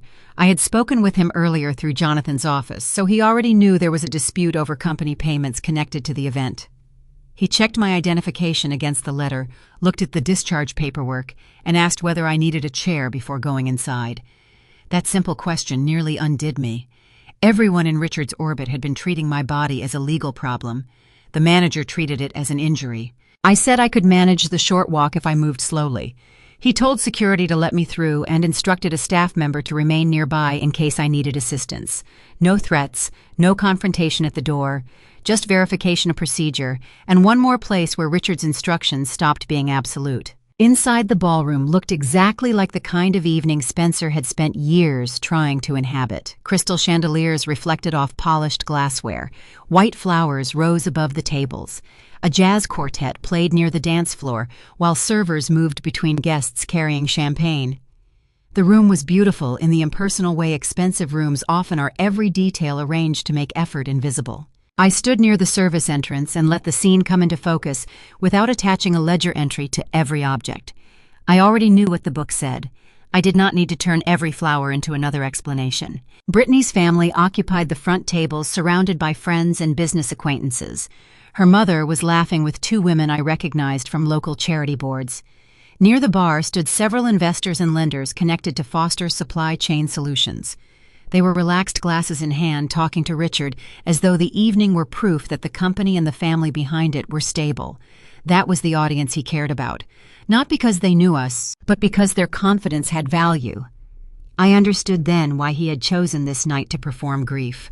Sympathy could keep people from asking difficult questions for another week. Spencer moved easily through the crowd in a tailored tuxedo, shaking hands and introducing Brittany to people he barely knew. Watching him, I remembered how different we became inside the same family. I learned to make myself useful enough that no one could justify discarding me. Spencer learned that charm could make consequences someone else's problem. Neither lesson had made us healthy. He caught sight of Richard near the stage and lifted his glass. Richard nodded back. For a second, they looked completely secure in the world they had built together.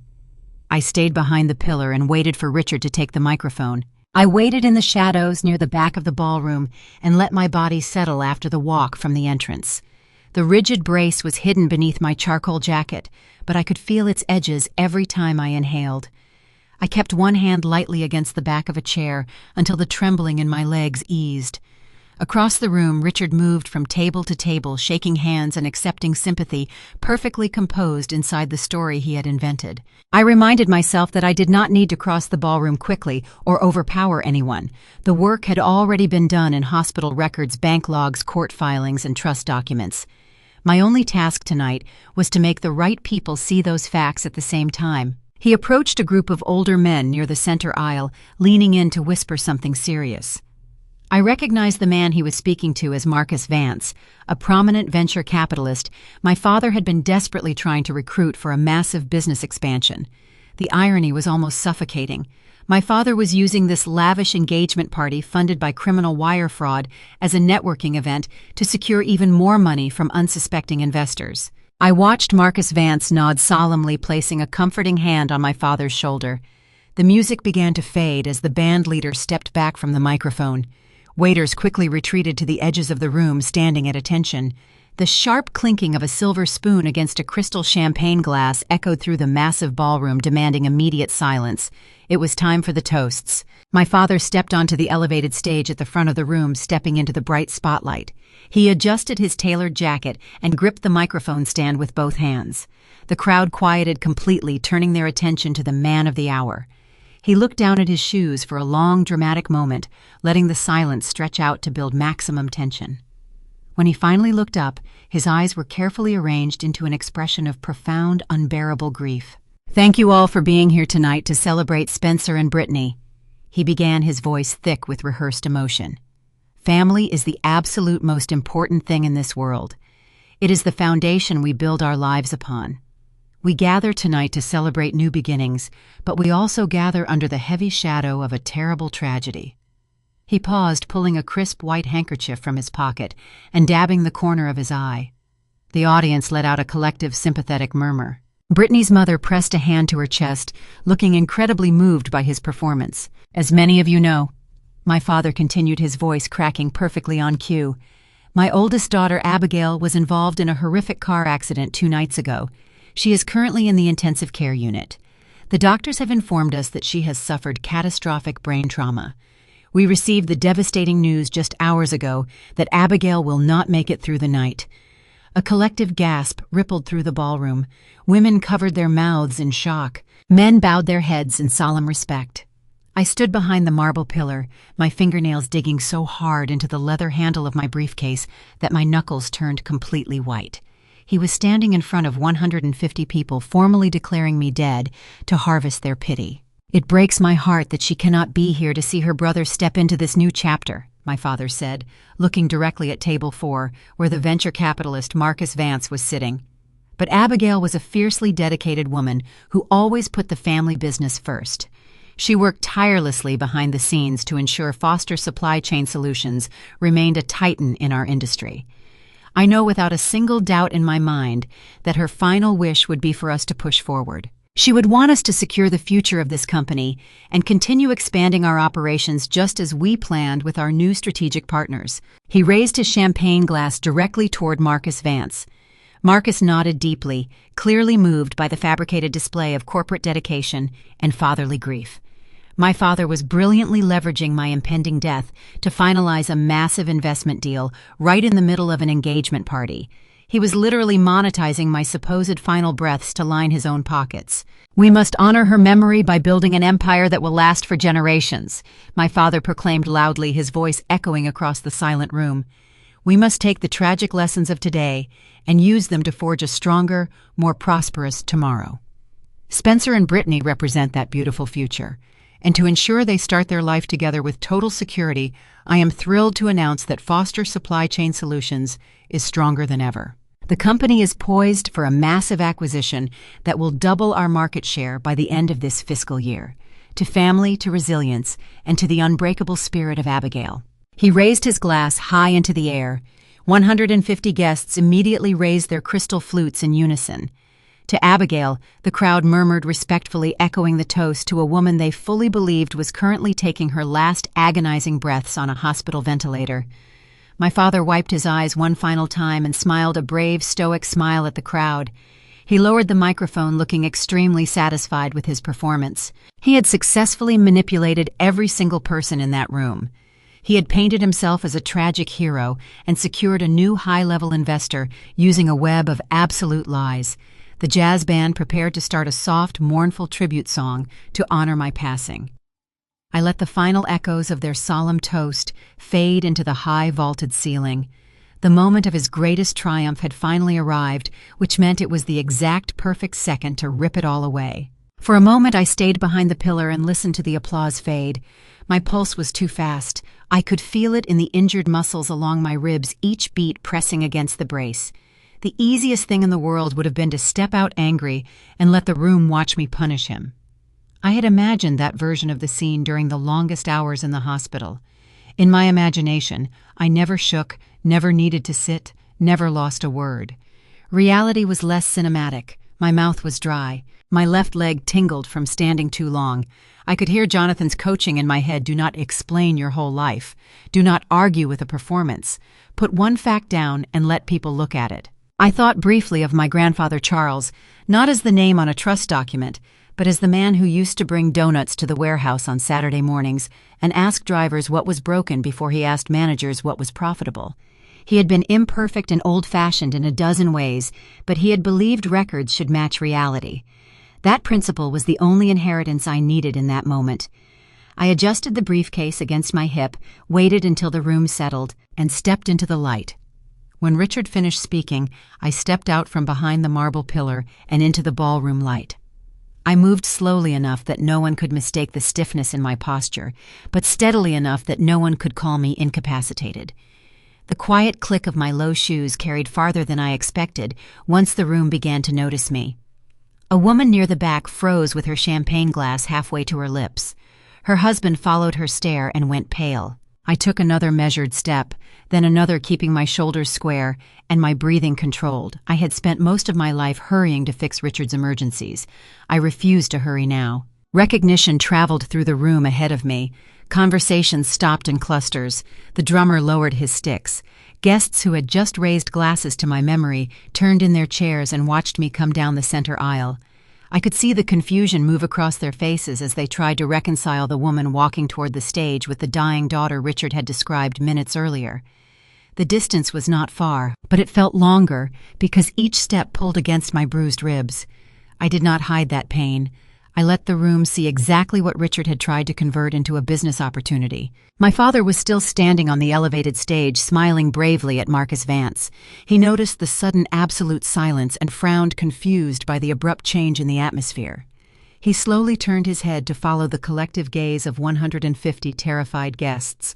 His eyes locked onto mine. The color drained from his face so fast he looked as though he had been physically struck. The heavy silver microphone slipped directly out of his hands, plummeting to the stage floor and emitting a loud, piercing shriek of electronic feedback that made several guests cover their ears. He stumbled backward, his expensive leather shoes catching on the edge of the microphone stand, nearly sending him crashing to the floor. His mouth opened and closed silently, struggling to process the impossible reality standing right in front of him. The daughter he just declared practically brain-dead was staring him down with absolute freezing clarity. Spencer did not need an accountant to explain what my presence meant. The glass stopped halfway to his mouth. His eyes moved from my face to the brace visible beneath my jacket, then to Richard on the stage. For a second he looked less like a vice president than the little boy who used to glance at our father before deciding whether he was allowed to tell the truth. Brittany said his name, but he did not answer. He set the scotch down too quickly and spilled a dark ribbon across the white tablecloth. Then he pushed back his chair and came toward me with a smile that was meant for the room rather than for me. "Abigail," he said too loudly, "you should not be here. You are sick." The guests nearest us leaned in. I could see him trying to turn my survival into another family scene he could manage. I stayed where I was. He reached for my arm. I moved one step back and said quietly enough that he had to stop to hear me, "Do not touch me." The old Spencer would have laughed and grabbed me anyway. This Spencer saw the briefcase in my hand, the manager watching from the door, and the expression on Richard's face. His hand dropped. I asked for the microphone. Richard found his voice before anyone could move. "Absolutely not," he snapped. "She is under medical care and clearly confused." That sentence changed the room. 10 minutes earlier, he had been telling everyone I was near death. Now I was standing in front of him, answering clearly, and his first instinct was not relief. It was control. Marcus Vance, still seated at table 4, looked from Richard to me and frowned. The country club manager stepped toward the stage, picked up the microphone Richard had dropped, and handed it to me. "Ms. Foster asked in advance for 2 minutes," he said. "She will have them." I could almost hear Richard realizing that he had lost the ability to decide who was allowed to speak. I held the microphone with both hands because one hand alone was shaking. "I am not going to tell you my entire family history," I said. "Most of you have no reason to care about it. I am here because several of you are being asked tonight to make financial and personal decisions based on things Richard Foster has said about me and about Foster Supply Chain Solutions." The room went still again, so I will give you only what can be verified. I took the first document from my briefcase. This is a certified hospital record showing that I was awake-oriented and capable of making my own medical decisions after the crash. It also records that I revoked the order my father had arranged while I could not speak for myself. I did not describe every form or repeat the doctor's warning. I simply handed the copy to the manager, who passed it toward Marcus. "I am alive. I am competent. Anyone who told you otherwise after this timestamp was not giving you current information." Richard charged to the edge of the stage. "She suffered a catastrophic injury," he said. "She is heavily medicated. You cannot treat a few signatures as proof that she understands what is happening." I looked at him and for the first time did not feel the need to defend my intelligence. I pulled out Dr. Scott's capacity note. The physician who examined me wrote this. "The hospital's legal administrator witnessed the revocation. You are free to call them." Brittany's mother stood and asked, "Richard, did you know she was awake?" He did not answer her. He kept talking to the room, saying families make painful decisions during emergencies, and outsiders should not judge what they do not understand. The more he spoke, the less anyone listened. His words had no center anymore. He was trying to create fog, and for once I did not chase him into it. I waited until he stopped for breath. "There is one more record from the hospital night," I said. "Then we can discuss the company." I connected my phone to the ballroom sound system using the cable the manager had arranged. Jonathan's office had preserved the audio file and its metadata earlier that day. I pressed play. Richard's recorded voice filled the room, stripped of the warmth he had performed at the microphone minutes before. He was speaking to Victor, his lawyer. "Get the incapacity filing ready before Friday night," the recording said. "If she remains legally competent through the deadline, I lose the position I need. Do not let the hospital slow this down." Victor asked whether Abigail had ever authorized the filing. Richard answered, "She cannot object if she cannot speak. We deal with objections after control is secured." That was enough. I stopped the recording before it became another lecture. Nobody needed me to interpret the sentence. The ballroom had heard exactly what I had heard, not grief, not uncertainty, but a man treating my silence as a procedural opportunity. Richard's face changed from white to red. "That is fabricated," he shouted. "She works with computers. She could manufacture anything." A few heads turned toward me, and I could see the opening he wanted. He wanted a technical argument large enough to swallow the moral one. I refused to give it to him. "You do not have to trust my copy," I said. "The original file and call records have already been preserved by counsel. Ask Victor for his phone. Ask the carrier for the logs. Ask a forensic examiner." Richard opened his mouth, then closed it. Marcus Vance took out his own phone and began typing. Another investor did the same. At Brittany's table, her father whispered something to her mother, and both of them looked at Spencer. The evidence was doing what argument never had. It was sending everyone toward independent verification. The room broke into small, urgent conversations. Nobody screamed. That made the collapse more frightening for Richard. People who had laughed loudly at his jokes were now speaking in low voices with their attorneys' assistants and spouses. Marcus walked to the side of the ballroom and called someone from his firm. One of the company's lenders, seated 2 tables away, asked the manager for a quiet room. Brittany remained standing beside her chair, staring at Spencer with an expression I could not read.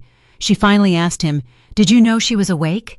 Spencer looked at Richard instead of answering. That was answer enough. Brittany's eyes sharpened. "I asked you." He said it was complicated. She stepped away from him as though the phrase itself had touched her. I watched the distance open between them and felt no satisfaction. I understood too well what it was like to realize that someone you trusted had been editing reality for your benefit. Marcus returned to the center aisle and spoke directly to me. "Ms. Foster, I was asked tonight to consider investing in this company. Is there an immediate liquidity issue I should know about?" That was the financial question that mattered. I pulled 1 page from the briefcase. "Yes. This afternoon, a $200,000 commercial draw was sent to this club for tonight's event. The transaction is being reviewed with the rest of the company's emergency financial activity." I handed him the page. I did not recite every suspicious expense I had found. I did not mention the Porsche Golf Tabs orchids or old dinners. Those details had already served their purpose in my private audit. Marcus read the transfer record, checked the routing information, and looked up at Richard. "You asked us for growth capital while borrowing operating money to fund a private party." Richard said the event was business development. Marcus laughed once without humor. "Then show me the client list." Richard had none. 2 security men appeared at the ballroom doors. Richard pointed at me. "Remove her." They did not move. The manager had already seen my identification, the hospital record, and a copy of Jonathan's notice that a corporate dispute was under emergency court review. He stepped between Richard and the guards. "Mr. Foster, Ms. Foster is not threatening anyone and is an invited family member whose identity has been verified. Security will not be used to settle your financial dispute." A ripple went through the room. Richard had spent decades treating staff as extensions of his authority. Hearing a manager say no to him in public seemed to disorient him more than the documents. He descended 1 step from the stage and stopped, suddenly unsure whether the people around him still belonged to him. I turned to Spencer. "This part is for you." I took a single manila envelope from the briefcase and held it out. He did not want to take it. Brittany watched until he finally did. Inside were 2 documents he could understand without me narrating his life back to him. notice that the company had suspended the consulting arrangement through which he had been paid, and notice of a court filing affecting the condo while the source of certain funds was investigated. He read the first page twice. "You cannot fire me," he said. "Dad made me vice president." I kept my voice level. "The records do not show the job you describe. They show payments that are under review. Your access is suspended while that review happens." His fingers tightened around the paper. "And the condo read the filing. Call your own lawyer. I would not turn a legal notice into a victory speech." Brittany stepped beside him and held out her hand. "Let me see." Spencer pulled the papers toward his chest. That gesture, more than anything I could have said, broke the last piece of her composure. "If this is all a lie, let me see the lie," she said. He looked at Richard again. Richard barked, "Do not give her anything. This is privileged family business." Brittany stared at him, then at Spencer. "I was supposed to become family in 6 weeks." The words landed quietly. Spencer finally handed her the envelope. She read the suspension notice, then the filing summary. Her eyes moved faster as she reached the sections describing payments routed through the company. "Were you actually working?" she asked. Spencer said he handled relationships. Which relationships? He named no clients. "What did you produce?" He said she did not understand how executive roles worked. Brittany folded the documents once very carefully. "I understand a blank answer. I face the investors next because they had the ability to damage 80 employees by reacting to Richard's collapse with panic. The company is operating tomorrow," I said. "Payroll and ordinary vendor payments are being preserved. An interim approval process is already in place, and records are under review by counsel. I am not asking anyone in this room to invest tonight, withdraw tonight, or believe a dramatic promise from me. I am asking you to wait for verified financial statements." That was not the kind of triumphant announcement Richard would have made. It was deliberately boring. Marcus seemed to appreciate that. "Who has authority to speak for the company right now?" he asked. I handed him the certified resolutions Jonathan had prepared. These documents suspend Richard's unilateral authority pending investigation and establish interim controls. Counsel can answer questions about the ownership structure and the court orders. I will answer questions about the books. Marcus read the signatures and resolutions instead of asking for another explanation. The authority was on the page. Richard came down from the stage. "You are stealing my company," he said. His voice was lower now, no longer aimed at the crowd. For the first time that night, he was speaking to me instead of performing me. "I built this. I thought of the winter nights when I had stayed alone with spreadsheets while he golfed of Maria, trying to make payroll numbers work of drivers, waiting for repaired trucks of Thomas rebuilding servers after midnight. I could have answered with a list of sacrifices. I did not. Then you should have protected it," I said. He flinched as if I had struck him. Behind him, Marcus was reading the resolutions with another investor. The manager was speaking with his accounting staff about the event payment. Spencer stood beside Brittany, holding an envelope he could no longer hide. Richard looked around and finally understood that the room had stopped taking its cues from him. That was the moment his public persona failed. Not when I entered, not when the audio played. It failed when he realized no amount of volume could restore the old arrangement. He tried one tactic after another in seconds: anger, wounded fatherhood, executive authority, humiliation. "After everything I did for you," he said. I almost laughed at the familiarity of it. The sentence had ended every argument in our house when I was young. It was the bill he presented whenever I wanted something for myself. This time I did not pay it. "You made your choices," I said. "Other people are going to make theirs now." Brittany made hers first. She placed the folded documents on the table and looked at Spencer. The anger had gone out of her face, replaced by something colder. "I need one honest answer," she said. "Did you know your father was trying to get control while your sister could not speak?"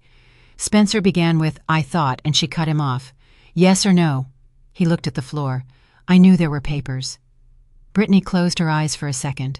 When she opened them, she removed the engagement ring and set it beside his untouched glass. She did not throw it. She did not slap him. "Then there is nothing to discuss." Her parents came to stand beside her. Spencer whispered that the wedding deposits were non-refundable, as though money might still be the language that could stop her. Brittany looked almost sad. "That is exactly the problem," she said, and walked toward the doors. Spencer went after her, but Richard moved faster in the opposite direction toward me. I saw the change in his shoulders before I understood it. His hands curled and his face lost the last trace of calculation. "You ruined everything," he said. Jonathan had warned me not to stand near the stage for precisely this reason. I stepped back, but the brace made the movement slower than I wanted. Richard lunged. The manager shouted. A hand caught Richard before he reached me. Jonathan Caldwell came through the doors with 2 uniformed officers and a detective from the local financial crimes unit. They had been in the lobby waiting for confirmation that the warrant paperwork had been entered. Jonathan moved between us while the officers pulled Richard's arms behind him. My legs went weak with delayed fear. I gripped the back of a chair instead of pretending I was unaffected. The detective identified Richard, told him he was being arrested pursuant to the warrant in his hand, and began reading the required warning. I did not need him to announce a catalog of charges to the ballroom. The people who mattered would read the filings later. Richard twisted toward Jonathan and demanded that he fix this. Jonathan's answer was almost gentle. "I am not your lawyer." One officer checked the cuffs while the other asked the manager to clear a path to the exit. Guests stepped aside. Phones that had been raised for photographs lowered as Richard passed. The spectacle became suddenly ordinary: a man in an expensive suit, 2 officers, a hallway paperwork. I preferred it that way. Accountability did not need a soundtrack. At the ballroom doors, Richard turned his head and found me. "Abigail," he said, using my name differently than he ever had before. There was fear in it now. Maybe he expected me to intervene because I always had. I had covered shortages, corrected reports, softened conversations with vendors, and solved problems he created before anyone important could see them. Rescue was the role he had assigned me. I stood beside the chair with one hand on the backrest and let the silence answer first. Then I said, "Talk to your lawyer." The officers took him into the lobby. Jonathan stayed long enough to ask whether I needed a doctor. I told him I needed to sit down. He pulled out a chair and I lowered myself carefully while the room continued changing around me without any help from Richard. After the officers took Richard through the doors, the ballroom did not erupt. It exhaled. People began moving again, chairs scraping softly as conversations restarted in cautious voices. I sat where Jonathan had placed me and let the microphone rest on the table. My hands were colder than they had been a minute earlier. Adrenaline had hidden the pain while Richard was coming toward me. Now every bruise seemed to report for duty at once. Jonathan crouched beside my chair and asked me to follow his finger with my eyes, then made me drink water. "You are done speaking tonight," he said. I did not argue. For the first time in 48 hours, there was nothing I needed to say immediately. Marcus Vance stopped beside us on his way out. He did not offer congratulations. He asked for the contact information of Jonathan's corporate team and said his firm would make no decision until it received verified financial statements. That response relieved me more than applause would have. I had not entered the room to replace Richard's performance with one of my own. If the company survived, it would survive because lenders, investors, employees, and customers could finally evaluate facts instead of family mythology. Across the room, other guests were doing the same thing, saving documents, exchanging numbers, making quiet calls. The social temperature had changed from spectacle to due diligence. The country club manager moved from the doors to the service station and spoke with his accounting staff. Music stopped. Servers covered trays that had not yet been opened. Nobody ripped tablecloths away or created a theatrical scene. Professionals simply began limiting further charges until payment responsibility could be confirmed. I watched a waiter remove unopened bottles from an ice bucket and return them to a cart. It was such an ordinary business procedure that the effect felt almost crueler than humiliation. The party had depended on everyone behaving as though money were infinite. The moment the staff treated it like an account that needed authorization, the fantasy shrank to invoices, deposits, and a room rented by the hour. Spencer stood near the front table while the manager handed him an itemized statement for the remaining personal portion of the event. He stared at the page, then at the ring Brittany had left behind. For several minutes he did nothing. The swagger had drained out of him. Eventually he came toward me without the smile he had used earlier. "What am I supposed to do now?" he asked. It was not an apology. It was the same question he had asked me in different forms for years, whenever a credit card was over limit, a project had no plan, or Richard had promised something Spencer could not deliver. "What are you going to do to make this disappear for me?" I recognized the question so clearly that I almost answered from habit. He sat in the chair across from me and lowered his voice. "I know tonight was bad. I know Dad went too far. But I do not have access to anything. Brittany is gone, and the club says I am responsible for part of this bill. Can you give me enough to get through the weekend? I will pay you back." The old reflex moved through me before I could stop it. I began calculating what amount would end the immediate crisis, what account I could use, how quickly I could transfer it. Then I caught myself. That reflex was the family system in miniature. Spencer created the emergency. Richard declared it my responsibility. I solved it before anyone learned. I looked at my brother and said, "No." He blinked as if he had not heard correctly. "I am not giving you a loan tonight. I am not negotiating your bills. You need your own lawyer, your own budget, and your own plan." His mouth tightened. "So you are just abandoning me. I am leaving your problems with the person who owns them." For a moment I thought he would become angry. Instead, he looked down at the statement in his hands.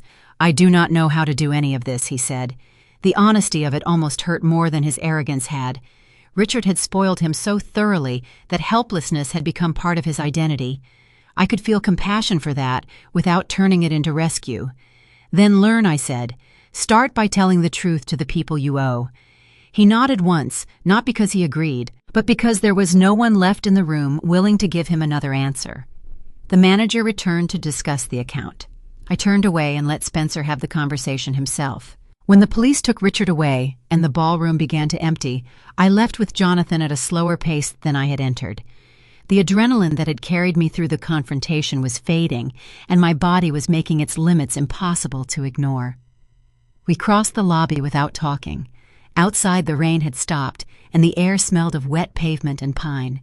I stood under the covered entrance instead of walking out onto the stone path, breathing carefully until the dizziness passed. I did not feel guilt about freezing accounts or exposing forged documents.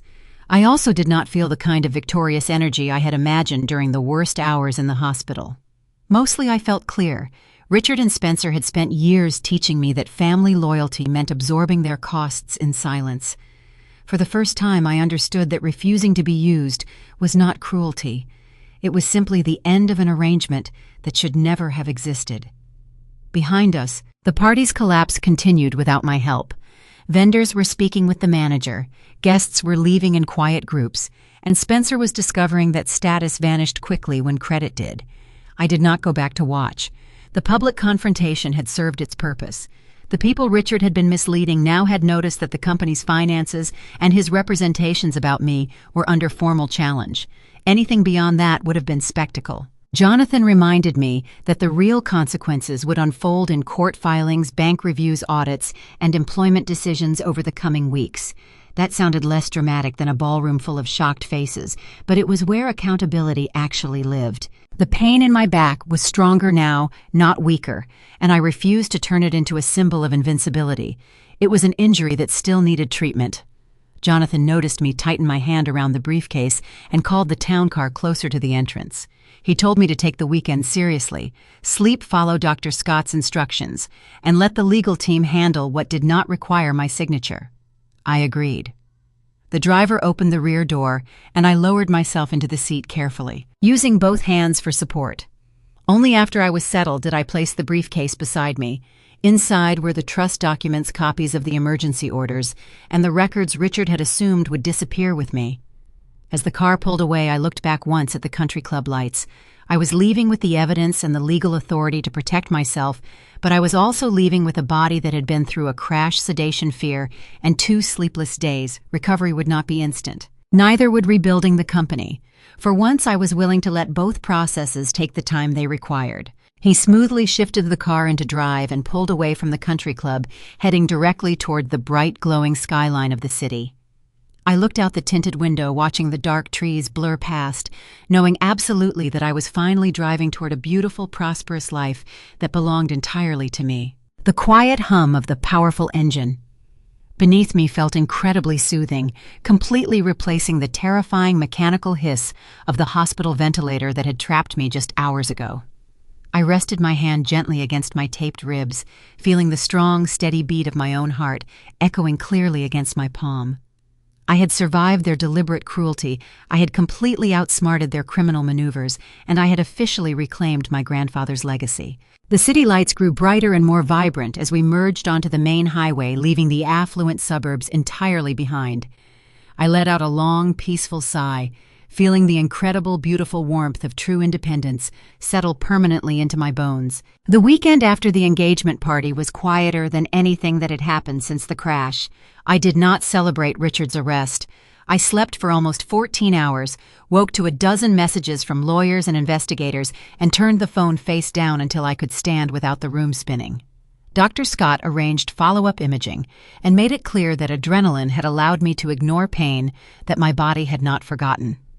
I began a structured treatment and rehabilitation plan, and for the first time in years, I followed professional advice instead of telling myself that work mattered more than my health. Jonathan handled the legal calls that did not require me. Thomas handled the systems. The company did not collapse because I stopped personally holding every thread for 48 hours. That lesson was almost as important as the financial one. The quiet weekend forced me to discover how much of the previous 48 hours I had postponed feeling. Saturday afternoon, I woke from a nap, convinced for several seconds that I was back in the ICU and unable to move. My hand shot toward my throat before I realized there was no tube there. The brace was on the chair beside the bed, sunlight was coming through my own curtains, and the only sound in the apartment was the refrigerator.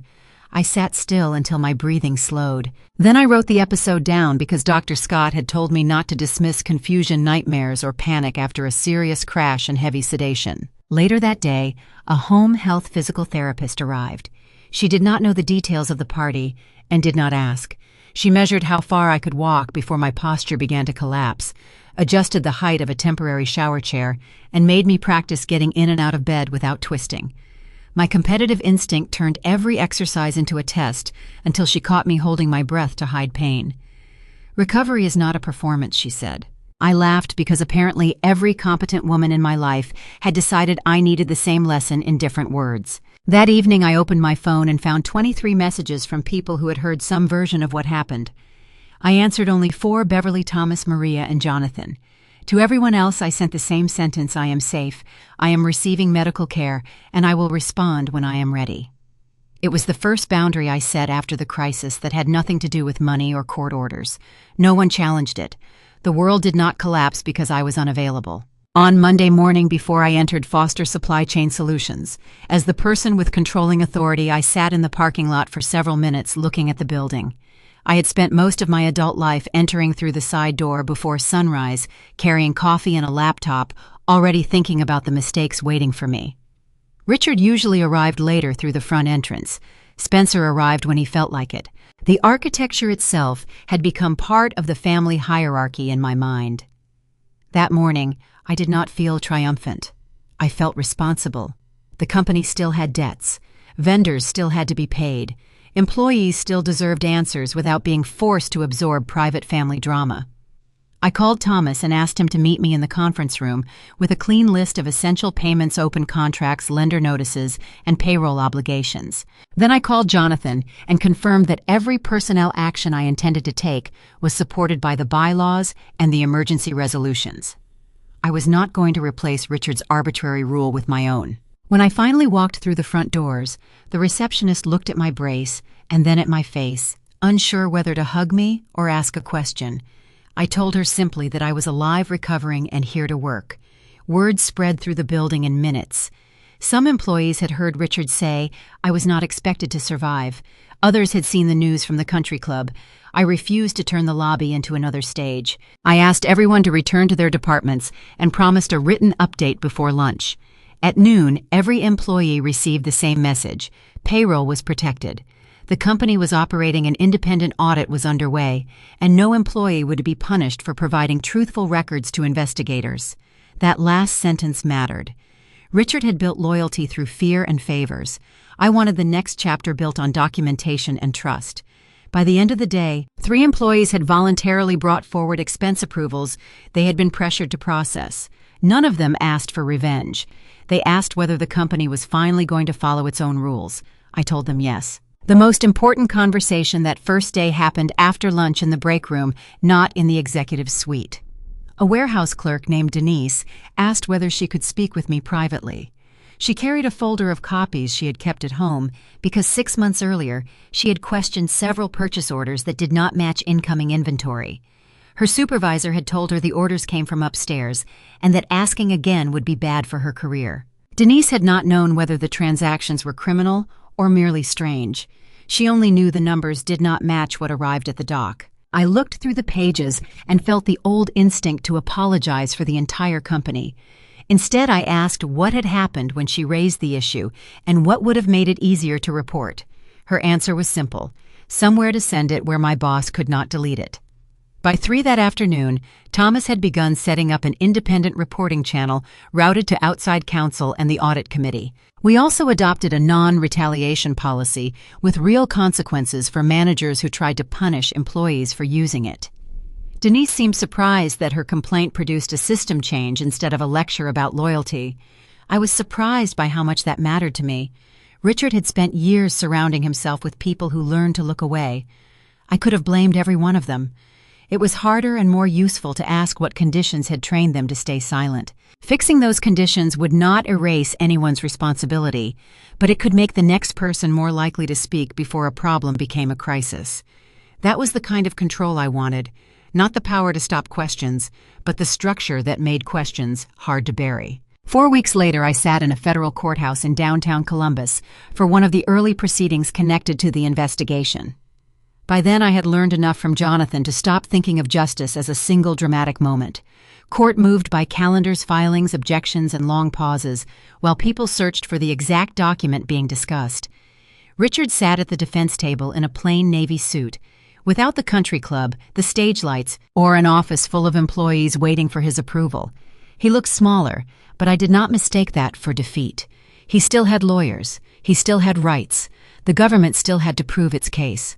What affected me was not hearing prosecutors summarize allegations I already knew. It was watching Richard wait for permission to speak. A judge asked questions, and he had to let his lawyer answer.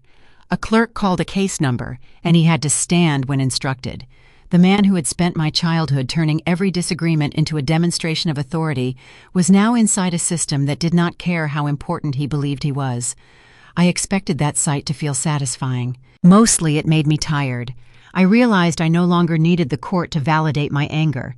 The court had a narrower job to determine what could be proved and what consequences the law allowed. My job was to tell the truth when asked, and then return to the life I was building. Spencer's life changed more quietly. The engagement ended, the company stopped paying him, and the obligations attached to his lifestyle did not disappear simply because Richard was no longer solving them. For the first 2 weeks, he sent me messages that moved through predictable stages: anger, bargaining, nostalgia, then panic. I answered only questions that involved company records or property under court review. When he asked me to just put him back on payroll until things settled, I sent him the contact information for outside counsel and our human resources office. When he asked whether I could cover a car payment, I did not respond. A month later, he called without asking for money. He told me he had taken a sales job and moved into a smaller apartment. His voice carried embarrassment, but also something I had never heard from him before: uncertainty without entitlement. "I keep thinking somebody is going to tell me what to do," he admitted. I sat with that sentence. Part of me wanted to comfort my younger brother. Another part remembered how often comforting him had meant removing the consequence that might have taught him something. "Then make a list," I said. "Rent, food, debt, work. Start there." He was quiet. "That is it. That is a start." We did not reconcile. I did not promise we would. But for the first time in years, I spoke to Spencer without becoming his emergency fund. Taking control of Foster Supply Chain Solutions was less cinematic than walking into the engagement party, and far more difficult. On my first Monday back, I entered the conference room with a brace under my jacket and a physical therapy appointment already blocked on my calendar. I refused to cancel it even when the meeting ran long. That choice became my first private test of whether I actually intended to change. We began with a 90-day stabilization plan. Every major payment required 2 approvals. Related party transactions had to be disclosed before money moved. Vendor records were reviewed by people who had not created them. Access rights were rebuilt, so no executive, not even me, could quietly override the accounting system without leaving a visible trail. I asked department heads to list the 3 processes most likely to fail if one powerful person disappeared tomorrow. Their answers exposed a company built around favors, memory, and fear. We documented those processes one by one. Then I held an employee town hall in the warehouse training room. I did not tell 80 people that everything was fixed. I told them what had changed, what was still uncertain, and where they could report a problem without asking a Foster for permission. Maria from payroll asked whether checks were safe. I said yes and showed the new approval calendar. A driver asked whether layoffs were coming. I said we had no plan for them, but I would not promise what the numbers could not support. People did not applaud. They asked harder questions. That was exactly what I wanted. The cultural changes took longer than the financial controls. Richard had trained managers to treat bad news as disloyalty, so employees had learned to hide problems until they became expensive. I created a weekly operating review where the first question was not, "Who caused this?" but "What happened, and what do we know?" At first, everyone still looked toward the head of the table before speaking. I deliberately left that chair empty and sat halfway down the side. Thomas became Chief Information Officer because he had already demonstrated the judgment the title required, not because he had helped me personally. Maria received additional staff and authority in payroll.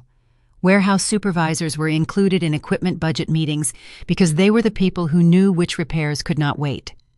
Compensation that had once disappeared into vague executive arrangements was redirected toward health coverage, retention raises, and overdue maintenance. But I made those decisions through budgets that anyone on the leadership team could review. I also changed my own office.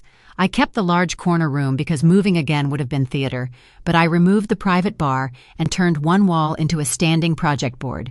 My grandfather's blue ceramic mug sat beside the monitor. Some afternoons when my back hurt enough that concentration slipped, I closed the door, lay flat on the small therapy mat my physical therapist recommended, and let someone else run the meeting. The company survived every single time. That may have been the most important management lesson I learned. Months later, after the emergency phase had passed, I called Beverly and asked whether she remembered the patient advocacy organizations she had written on that folded sheet of paper. She laughed and said she had wondered when I would use it. That conversation became the beginning of the Charles Foster Medical Advocacy Foundation. I did not want a charity built around my face or my revenge story. We spoke with hospital social workers, elder law attorneys, disability advocates, and people who had survived financial coercion during medical crises. They told us what actually helped independent advocates who could explain choices in plain language emergency consultations when a proxy or conservatorship was being disputed, transportation for family members who were safe but could not afford to be present, and small grants that kept a patient from choosing between legal advice and rent. The foundation funded those services through partner organizations instead of pretending we could invent them ourselves. At the first board meeting Beverly attended by video, I told the group that the most important thing she had done for me was not save me. She had noticed that I was communicating and treated that communication as real.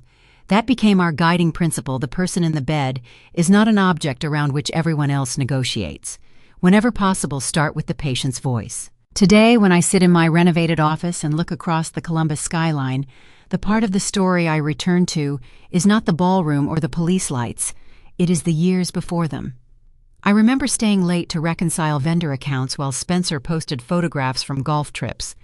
I remember driving home in winter with a broken heater because Richard said the company could not afford a raise, then approving a corporate payment for Spencer's luxury car the next morning. I remember every time I told myself that loyalty meant enduring one more insult, fixing one more shortage, covering one more irresponsible decision. That was the pattern I had to break. My spine took months of treatment and rehabilitation to recover, and the ache still returns when the weather turns cold. But the deeper recovery was learning that competence without boundaries can become another way for people to exploit you. I had spent 8 years proving that I could save everyone else's problems. After the crash, I finally proved that I could save myself. I want to share a final reflection with anyone who might be listening right now. Setting boundaries with toxic family is not a betrayal. It is survival. You do not owe your life to people who view you as a disposable resource. You do not owe your finances, your sanity, or your physical health to individuals who demand endless sacrifices while offering absolutely nothing in return. Society constantly pushes the dangerous narrative that blood is thicker than water and that family must be preserved at all costs. But toxic abuse is toxic abuse regardless of who shares your genetic code. When someone shows you exactly who they are and proves that they are willing to destroy your future to secure their own comfort, you have the absolute right to walk away. You have the right to close the door, change the locks, and never look back. The moment you stop seeking validation from the people who broke you is the exact moment you reclaim your entire world.